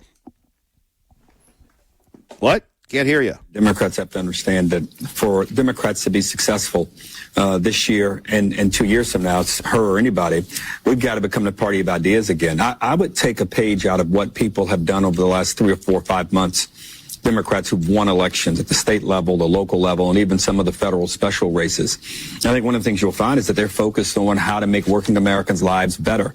How do you make groceries and healthcare and housing more affordable? How do you make education more accessible for every American in a time in which AI continues to dominate the stock market, meaning the investing that companies are making, which is driving up asset prices, which is a good thing in some ways. But how do we acclimate and transition today's workers and tomorrow's workers to be able to thrive and flourish in that market? When you begin talking about those things, I think voters will pay attention even more, and they might even, I didn't even understand you were great, and I don't understand what the Kamala HQ thing means. I do know that voters will understand if you explain how you're going to reduce the price of things that they need the most. More of your thoughts next. Kevin Miller, 580 KIDO. Work on that. And Debbie said, Kevin Miller, didn't the people in Burns have a right to carry the Second Amendment, didn't have a right to carry arms? Yeah, I guess you're right about that. They did have a right. You do have a right to carry arms. I don't know how that works in Oregon, but, again, in the end, let's go Lincoln Park. In the end, whether it's Graham Plattner or whether it's the Bundy situation, what changed? By the way, I believe that the documentary, it's on YouTube, called American Patriot. Pretty good, covering this thing. And it's really insightful into the sacrifice of Mr. Bundy, where he hears about what's going on. You have the farmers that are going to lose their BLM land. They're disputing the government. The government puts them in prison. They still get put in prison. And he's got an apple orchard in Emmett, Idaho. He gets in his pickup, leaves his family, brings a box of apples, and meets with these people. And that's how he got involved in the burn situation. And from that, you had the tragedy of Lavoy Finicum. What I don't understand is why the ACLU didn't decide to do something about that, to investigate. Why there was no independent investigation on the death when we saw the videos on YouTube. No, I don't think it's American Patriot. I'm trying to find it. Yes, thank you. It was, well, I think there's one of them called Frontline, and it's called This 2017 Documentary Investigates How the Bundy Family's Fight Against the Federal Government Invigorated Armed Militias Across the Country. Oh, that's a good one. Because from PBS, I'm sure it's objective. Hey, by the way, don't forget our great website. We have wonderful stories on there about Idaho and Justin Bieber going to perform at the World Cup halftime show. And by the way, I'm wondering whether or not the ratings for the World Cup will continue. I'm wondering whether or not we're going to see this again and again and again. So we'll see how that plays out as well. More coming up. We've got a major announcement next hour. Hope to see you there. Kevin Miller in the morning, KIDO Talk Radio, 580 KIDO. Good morning.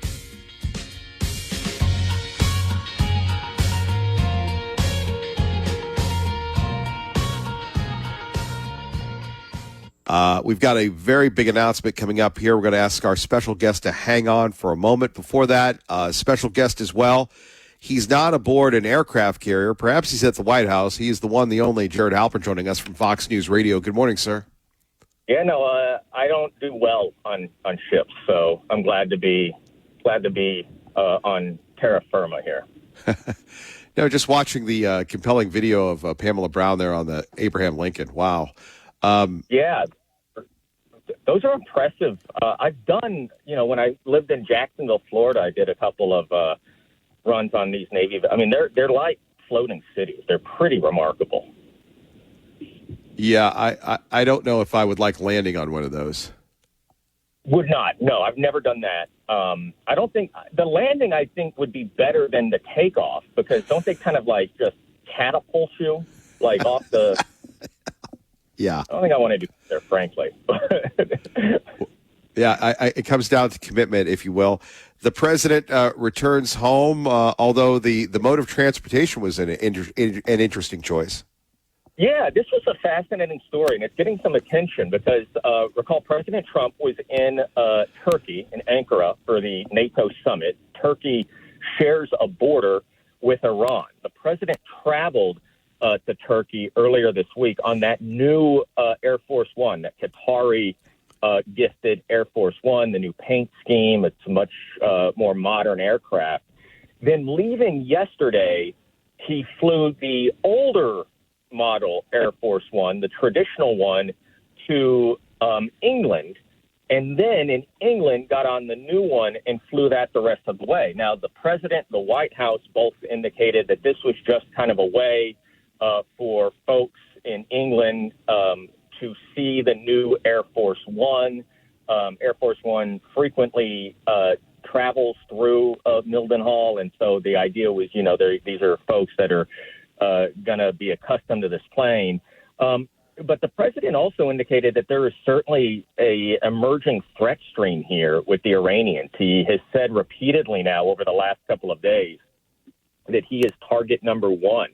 And when he was asked is this because there was concern that this new plane doesn't have the same air defenses as the old one. He didn't really give a straight answer, but kind of, joked with the reporter that, if he goes down, they would go down too. Obviously, one of the concerns, obviously one of the concerns with this Qatari plane from the get-go was, would 10 months be enough time to kind of do all of the security stuff that entails a presidential aircraft? And so, again, raising questions about this threat stream with President Trump, especially given that he was traveling, again, in a part of the world that shares a border with Iran. I don't know if you caught that in real time. Boy, that was something that the president just was so matter of fact, off the cuff. I mean, you catch him with that all the time. Fairly, yeah. I mean, I mean, it's different. That being said, I mean, he's been asked, obviously there's been assassination attempts, and he's been asked about it, and he's like, I don't think about it, and it's because the job I'm doing. I mean, so he seems to be, at least when he answers questions publicly, like, okay with this idea that his life may be in danger. So, again, we don't get these threat assessments. The Secret Service does not comment on protective measures that it takes. But President Trump was pretty clear that he believes that he is a top target here for Iran. And obviously, in the days before this summit, new airstrikes had been launched. Jared, what's next for the president this weekend, and now that the war is back on? Yeah, I think that's the question. With the war back on, kind of what does that look like? Does he continue to send these delegations? And, I think the other thing we're going to be looking at is obviously the markets, right? The last time that this war started, we saw oil prices skyrocket. The president said that was going to be short term. They are starting to go back up again. Does that have an impact? And we'll kind of see now what the next couple of days look like. But certainly this moratorium, this 60-day ceasefire appears to be over. Jared, we always appreciate it. Thank you very much. Sure thing. Phone number's here, 580-5436, 580-KIDO. We are always happy to give a great announcement. Let's bring on our friend Brandy joining us from Meadow Gold. Brandy, thank you for joining us. Thank you for having us, Kevin. Well, I mean, let's talk about Meadow Gold and local company doing a great thing. Milk is good. We love milk. So we appreciate you sharing this big announcement with us. Yeah, so I appreciate you having us. It's a great opportunity for us to get the message out there. But, we hit a major milestone this year with Meadow Gold Dairies. We're celebrating 125 years of freshness, flavor, and community. And one way we're going to bring that in is by giving back to the community on July 15th, starting at noon. Location is 15th and Bannock, but we're going to be bringing in that 125 years by giving out free gallon of milk to those customers, first customers that come by. We're going to give away 125 cases. That's not gallons, but cases. And so, when it's out, it's out. But we're just happy to give back to the community and just thanking them for their support and loyalty throughout the years. How does Meadow Gold do it? 125 years, obviously giving back, but it's a challenging work. What you all do. It is, and I'm just thankful that we have a great, loyal, and dedicated team here at Meadow Gold. But again, we always are analyzing the business, trying to operate smarter, not harder, but just to assure that our relevance remaining relevant in our market. So. It's an ever-changing, fast-paced business, and you got to change with it. And living in Idaho, you get, Brandy, you get such an appreciation for it because you see, whether it's milk, whether it's cheese, all the great products, and again, an Idaho-based company giving back. But again, you're competing against the big boys and the not-so-big boys and your big boys. Can you take us inside that world for a minute? Yeah, so we're fortunate because again, while I work for Meadow Gold, our owners are Dairy Farmers of America, and I serve. I don't have one boss. I have 9,000 farm family owners, that that I kind of report to ensure that I'm making the right decisions and doing the right things. But again, at the end of the day, they make it pretty easy for me because their number one priority is generation, turning that farm over to their kids. So while there's a lot of pressure on us, to do the right thing, we got the support from those owners and from our team. So again, it's just it's fast paced and you got to be ready to make some moves. But we're just happy that Idaho it's a great community. We've had long support with our consumers, and so again, they make it pretty easy. So why the 125 cases of free Meadow Gold milk on July 15th beginning at noon? Well, again, the date, just a given date. We were going to try and do it earlier in the month, but things just didn't line out. But, we figured, 125 years of being in operation, let's give out 125 cases, right? There's 4 gallons to a case, so do the math behind that. But again, we just want to try and give out as much as we can to the community. Some of our other sister plants, Meadow Gold is a Mountain Group a dairy brand. We have locations throughout the Northwest, and so this is something that a lot of our sister plants have done in their locations and had great success with it. So we thought, we would piggyback off it, and it'd be a good way to good way to celebrate the 125 years giving back. Well, where else are you guys at? You were talking about throughout the state, but throughout the region, Meadow Gold? Yeah, so we have 2 plants one in Great Falls, Montana, another plant in Billings, Montana. We have a plant in Denver, Inglewood, Colorado, a plant in Salt Lake City, and another one in Las Vegas, Nevada. And that makes up the Meadow Gold family. And your products are in all these states? Products are in all those states. Boy, that's sir. incredible. Yeah. Yes, so again, sir. for people, Brandy, just tuning in, let's give away some free milk. When and where? It's next week. We can't say this enough. Yeah, no, I appreciate it, Kevin. And again, we're going to be in the parking lot, 15th Avenue, Bannock Street. You can't miss this. It's a big lot. You'll see our trucks. There'll be signs. There'll be some balloons. Just kind of follow the signs, and we'll push you in and give you a free gallon of milk and send you on your way home. But our ask is you take it straight from the lot to your refrigerators. Yes.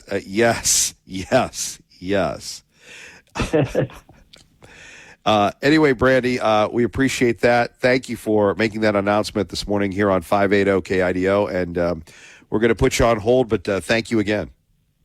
Hey, thank you, Kevin, for having us. Appreciate it.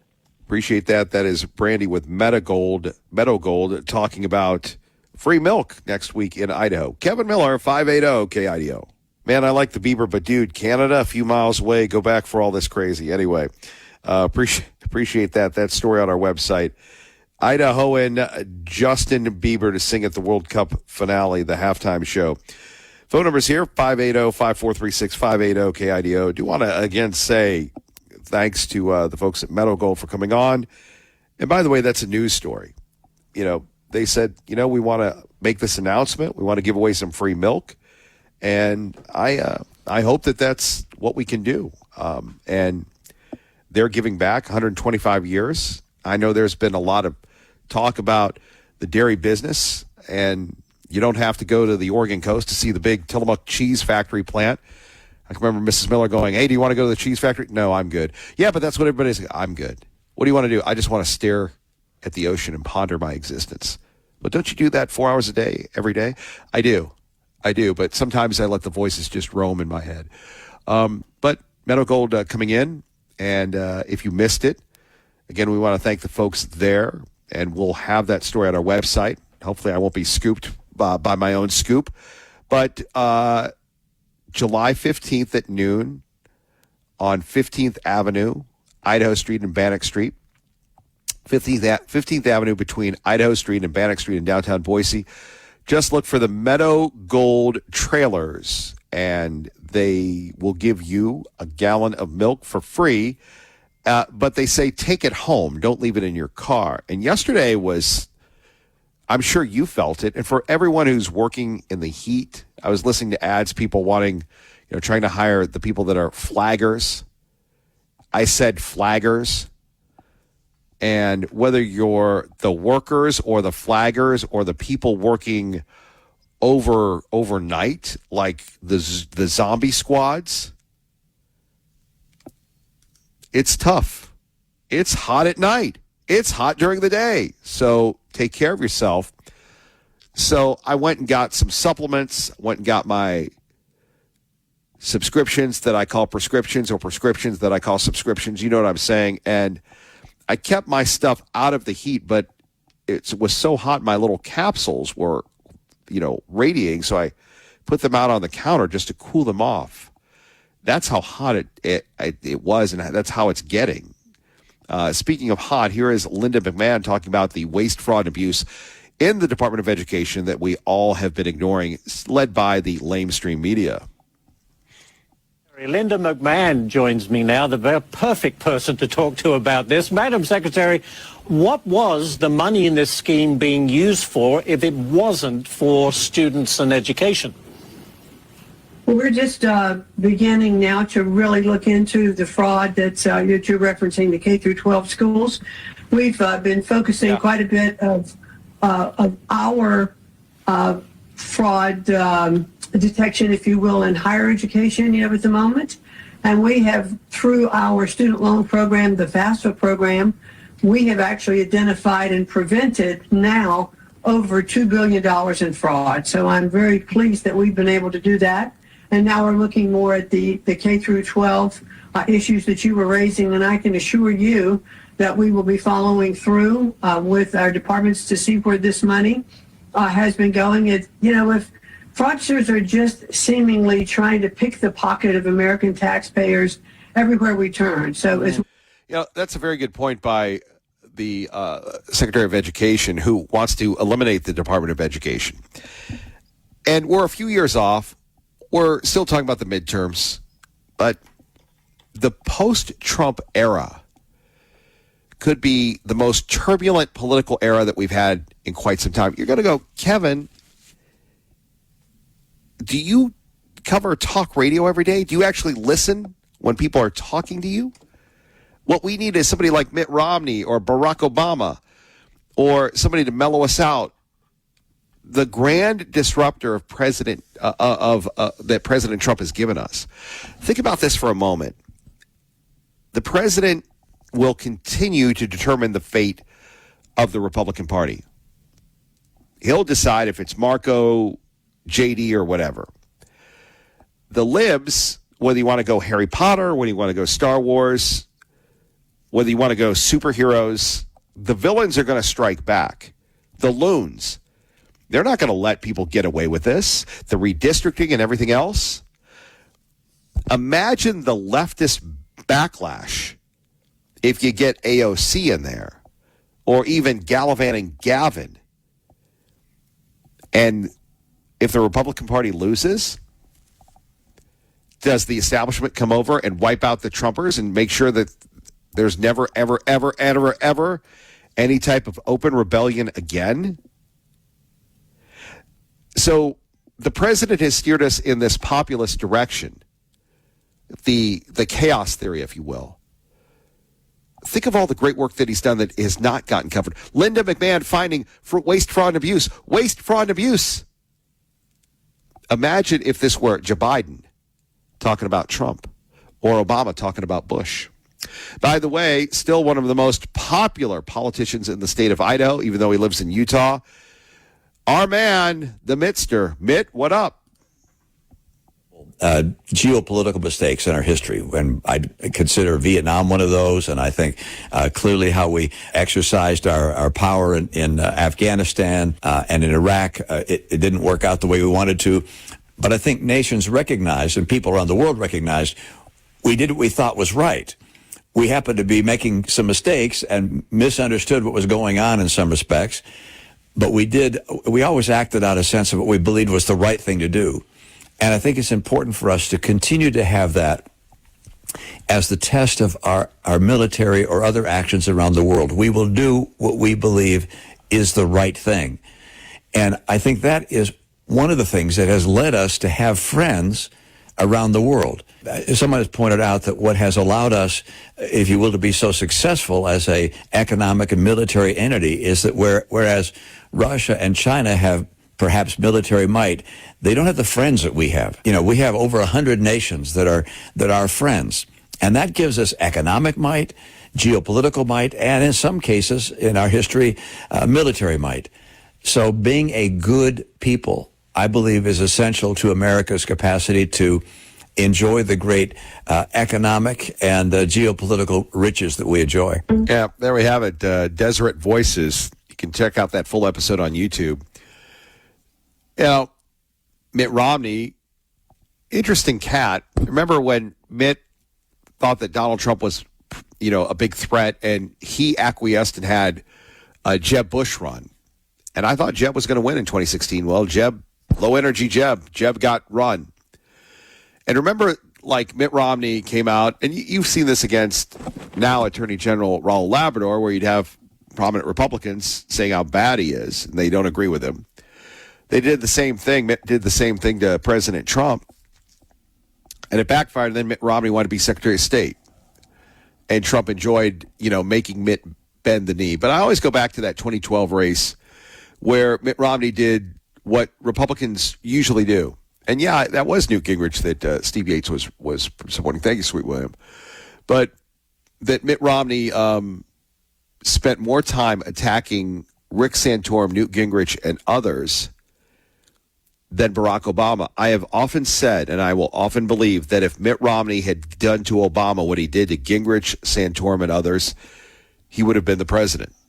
Maybe he didn't want to be the president. I don't know.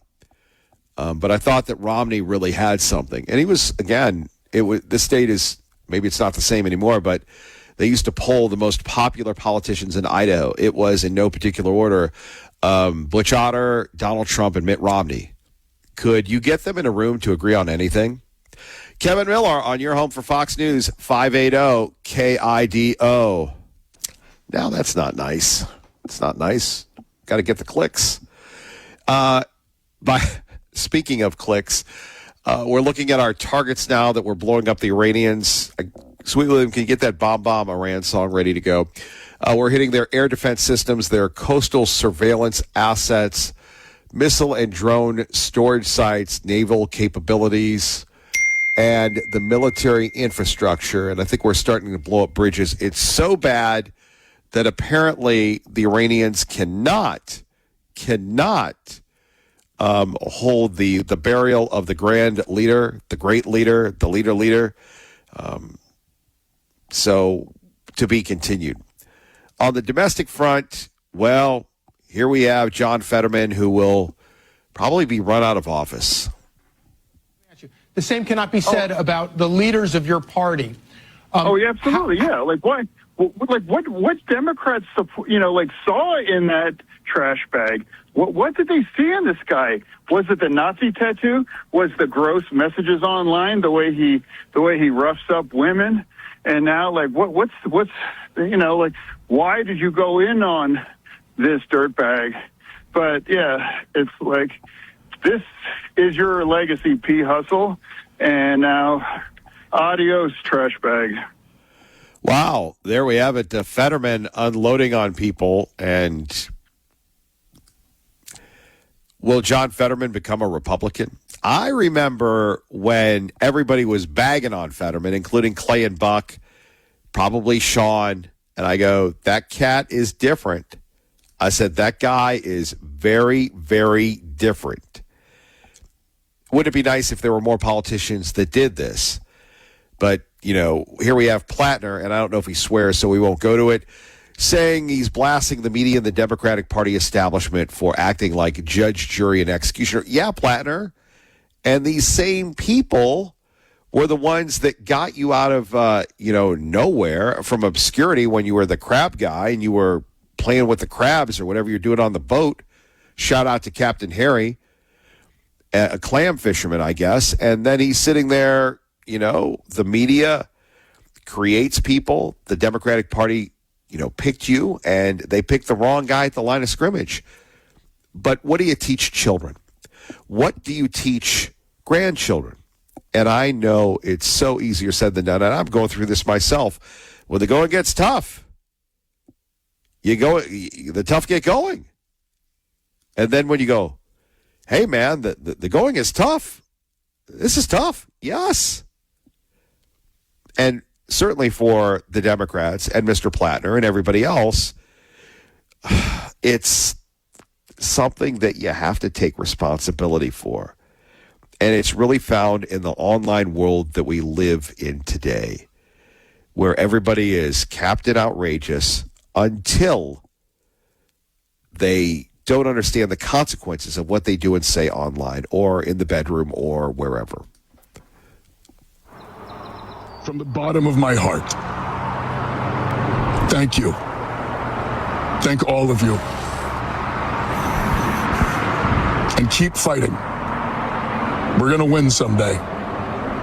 Well, they won't be winning with you, Platt. Well, that was Graham Plattner officially announcing that he is dropping off of the ballot for Maine Senate, for federal Senate from Maine, but taking zero responsibility for any of the scandals and more troubling things in his past that have destroyed that campaign, instead blaming, corporate media, the political establishment, lots of hate for the political establishment, saying that we banded together, we did it the way we were told we were supposed to make change, and we won, and now they are not going to let us have it. So lots of finger pointing and blame and not taking any responsibility. Note that whoever he conceives of as the political establishment, you do have many of his once allies, including Bernie Sanders and Ro Khanna,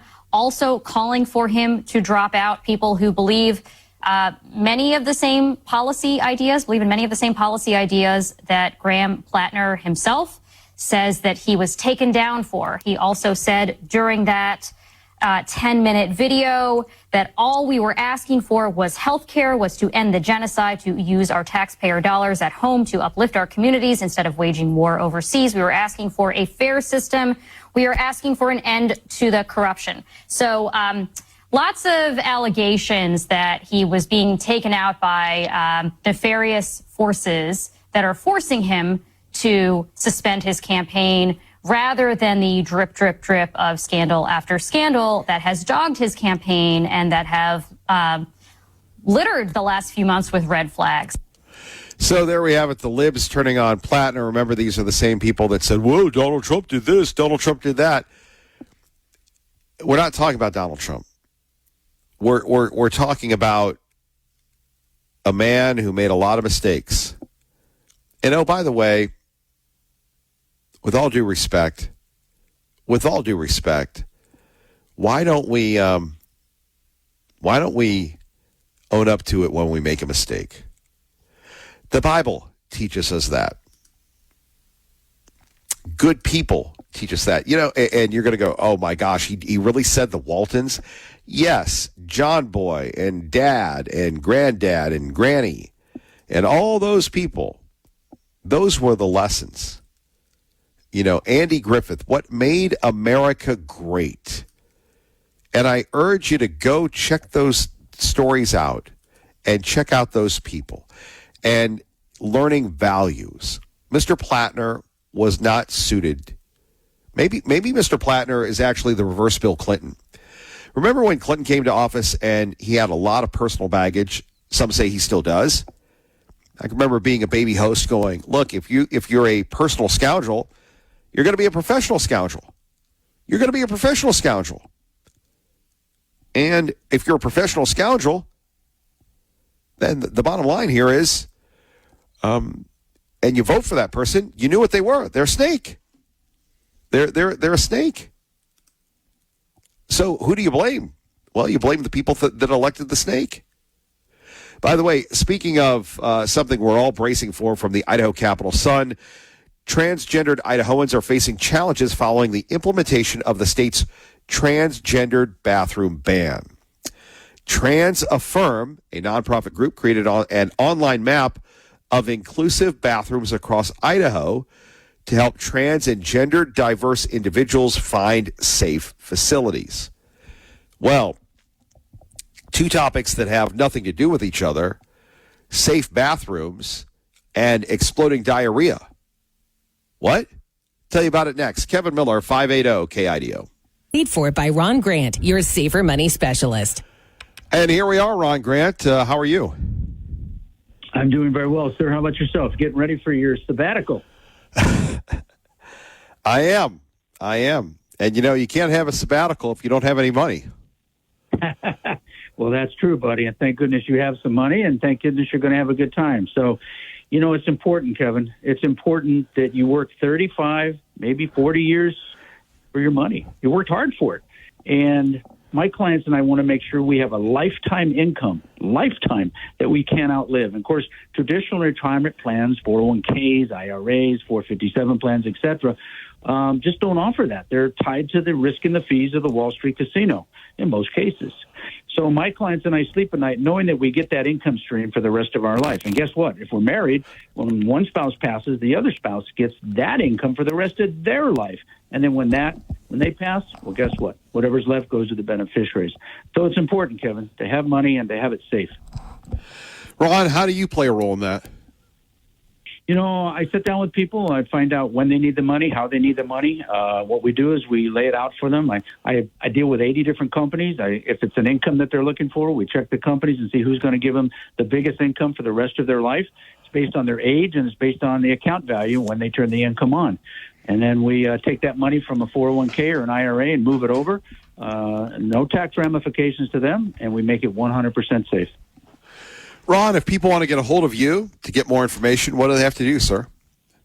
We've got a great educational website that they can go on 24/7 at their leisure, articles to read, videos to take a look at. There's even a book to download, 10 Things to Know About Retirement Income. SaferMoneySpecialist.com is the address. But, let's have a phone conversation right here in the Treasure Valley about how you can have a guaranteed income that you can't outlive. How about zero stock market risk? And guess what? Legacy protection for you and your family, because that's your dignity money. So give me a call, 208-660-1372, and let's get that money in a safer place for you. Ron, thank you very much. Thank you, buddy. Have a good time, huh? You too. Thank you, Ron.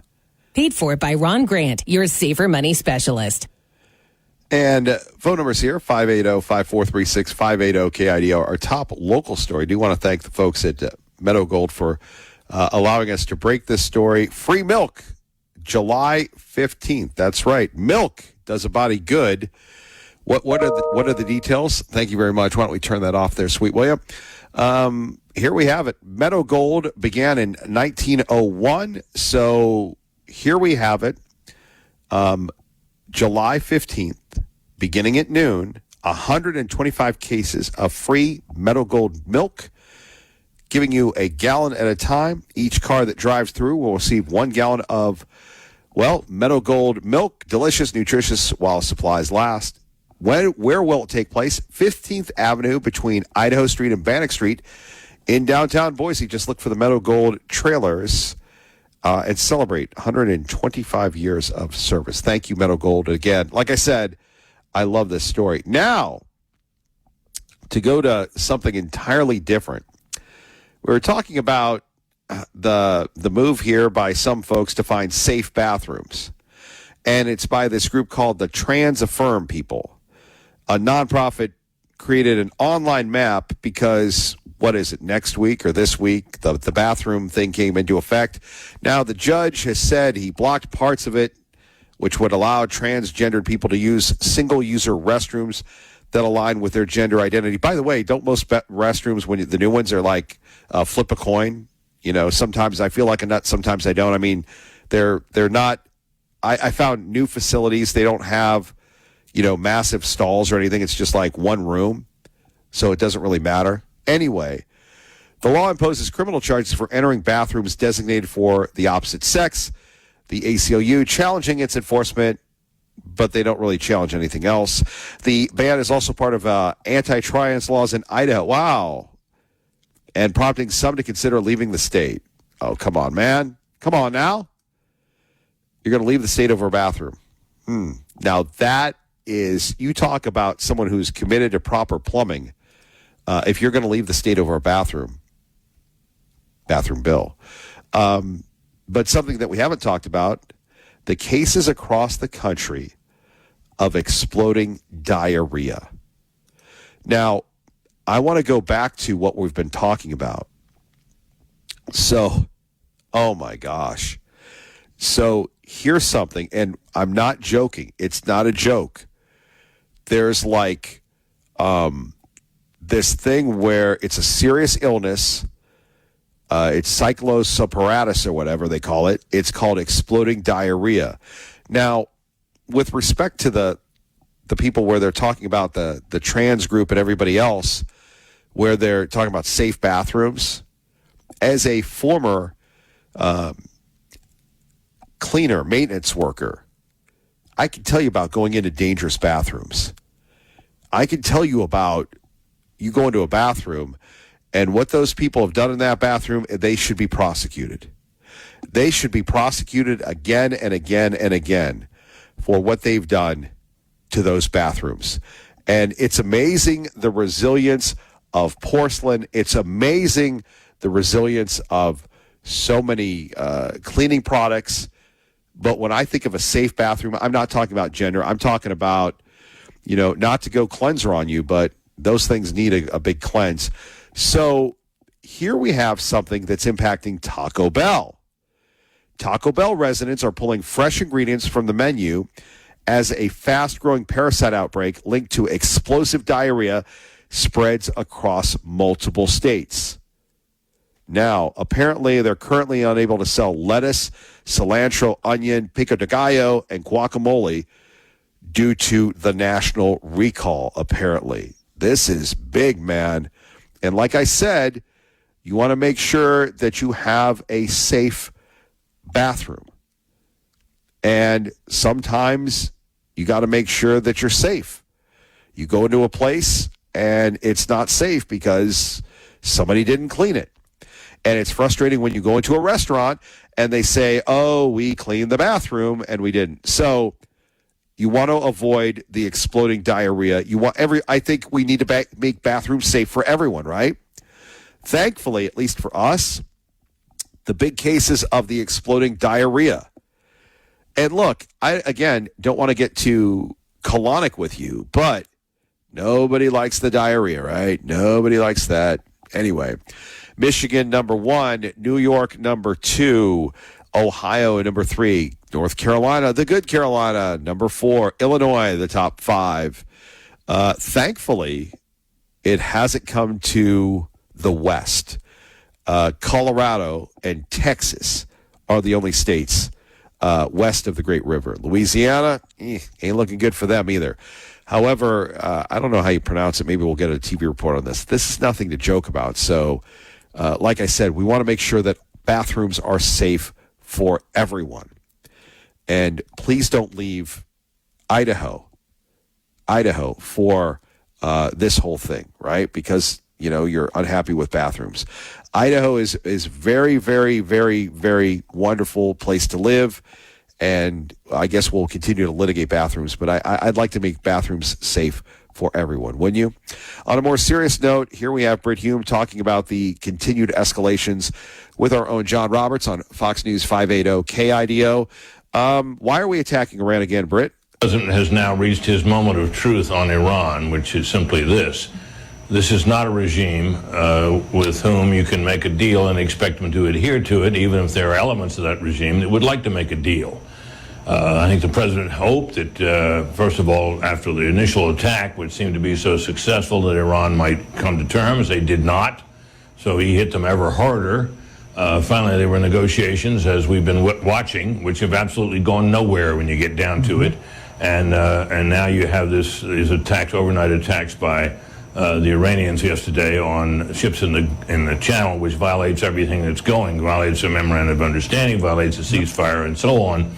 And I think what we heard the president today suggests that he now recognizes that any kind of an enforceable deal is probably impossible, and he's going to have to deal with what remains there himself. So the president again raised the specter today of potentially taking control of Karg Island, which is the main oil loading facility off the coast of Iran. Here's what the president said at the NATO summit.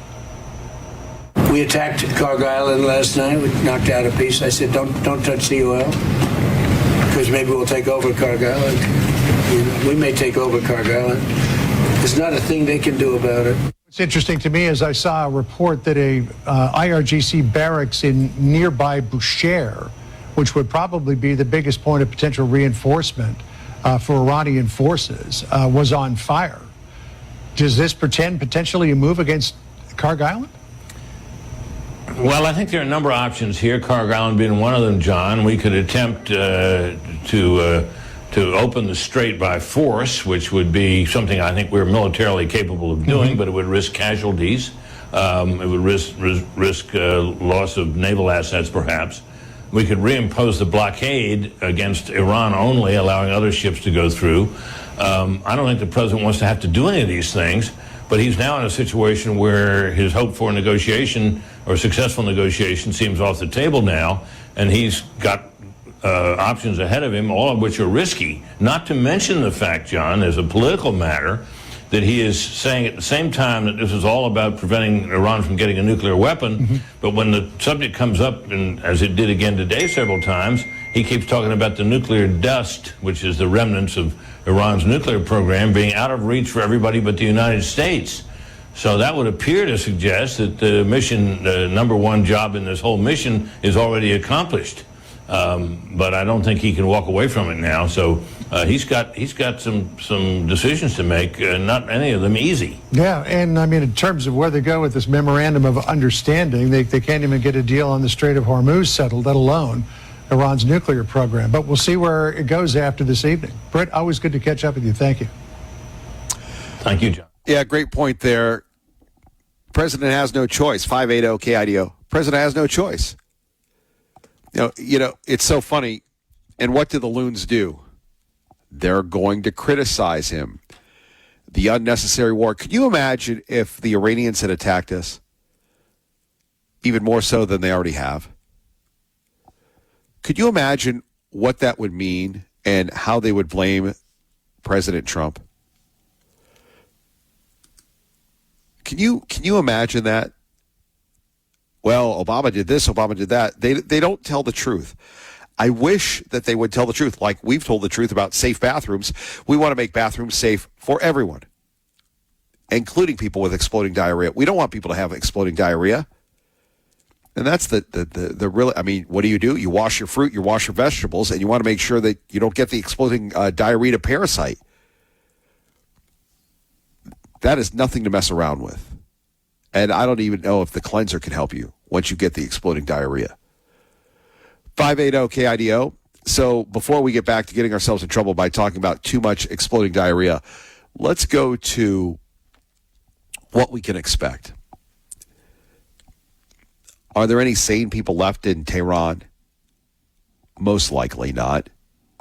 Are there any sane people left in that region? Most likely not. They've left the president no choice. They have left the president no choice. So now we begin the beginning of the end, or the end of the beginning. Is it going to be worth it? I pray so. I pray that it's worth it. I pray that it's worth any loss of life, Politically, the president has stemmed the Democratic criticism of him. And truly, if there is one person that is set up to make this decision, it is Donald John Trump. Kevin, all you do is carry water for the guy. Not really. The president doesn't care about the midterms because he's not running again. Will the Democrats investigate him if we lose the House? Yes, it won't be pretty. But when someone threatens your life, if your life has ever been threatened, if your livelihood has ever been threatened, if anyone, I mean, there are certain ways you react to it. You either bend the knee or you fight back. And there's no partial, ask any roofer, there is no partial way to replace a roof. Once you go till you get the new roof on. Like the windows here at my house at windowworldboise.com.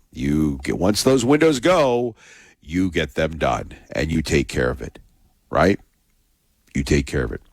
And when we think of taking care of things, we want to make sure we talk about our great friends at Treasure Valley Subaru. They take care of you again and again and again. Outstanding service, excellent numbers. And when you're looking at numbers, what about a 0? Do you want to be a 0? Yes, we're talking about 0% financing, and that's exactly what you'll find this month at Treasure Valley Subaru on just about every new Subaru model. That includes, and we've driven this thing, the redesigned 2026 Subaru Outback with 0% financing for up to 75 months. You'll also find 0% on Subaru Forester, Crosstrek, and the 3-row family-friendly Subaru Ascent. While you're there, don't settle for an ordinary test drive. Treasure Valley Subaru is the only dealership around with the ultimate off-road test drive experience. Their exclusive off-road test track lets you experience Subaru capabilities in a way you simply can't find anywhere else in the state of Idaho. And if you're a truck person, what about this? Don't overpay for a new one when you can buy a like-new truck for half the price of a brand-new truck. Where? At Treasure Valley Trucks. Where's Treasure Valley Trucks? At Treasure Valley Subaru on this huge giant lot. Huge. Need a truck for work? Need a truck to tow the boat or the trailer? Need a truck just to be cool? You'll find F-150s, Tacomas, Rams, GMCs, Silverados, and many more at Treasure Valley Trucks. Here we have it. Treasure Valley Subaru, the Idaho Center Pre-Owned Superstore, Treasure Valley Trucks, and the Treasure Valley Service Center, hosted by Ben, Juan, and Brandon, and Kevin, the gang, all there. Incredible work. They do a great job. All together at the Idaho Center, Automall, and online at TreasureValleySubaru.com. Well, we so appreciate you listening. Check out our friends at Meadow Gold. They're going to be giving away free milk July 15th at noon. Where is it? On Bannock and Idaho Street. And this is the time we say goodbye, farewell. We hope to see you and hear from you in a week or so. We will be back, we hope, but if something should happen to you or to me, I love you, I appreciate you, and I always say this, it's nothing to read into. But as we've lost so many people, Mr. Hogelbaum, Mr. Gebert, Ms. Palgrim, so many others that have just gently been taken from us through the night to go back to our Lord, Heavenly Savior, Jesus Christ. This is goodbye. It's been a privilege. God bless. Keep the faith. And thank you very much for listening. And I love you very much.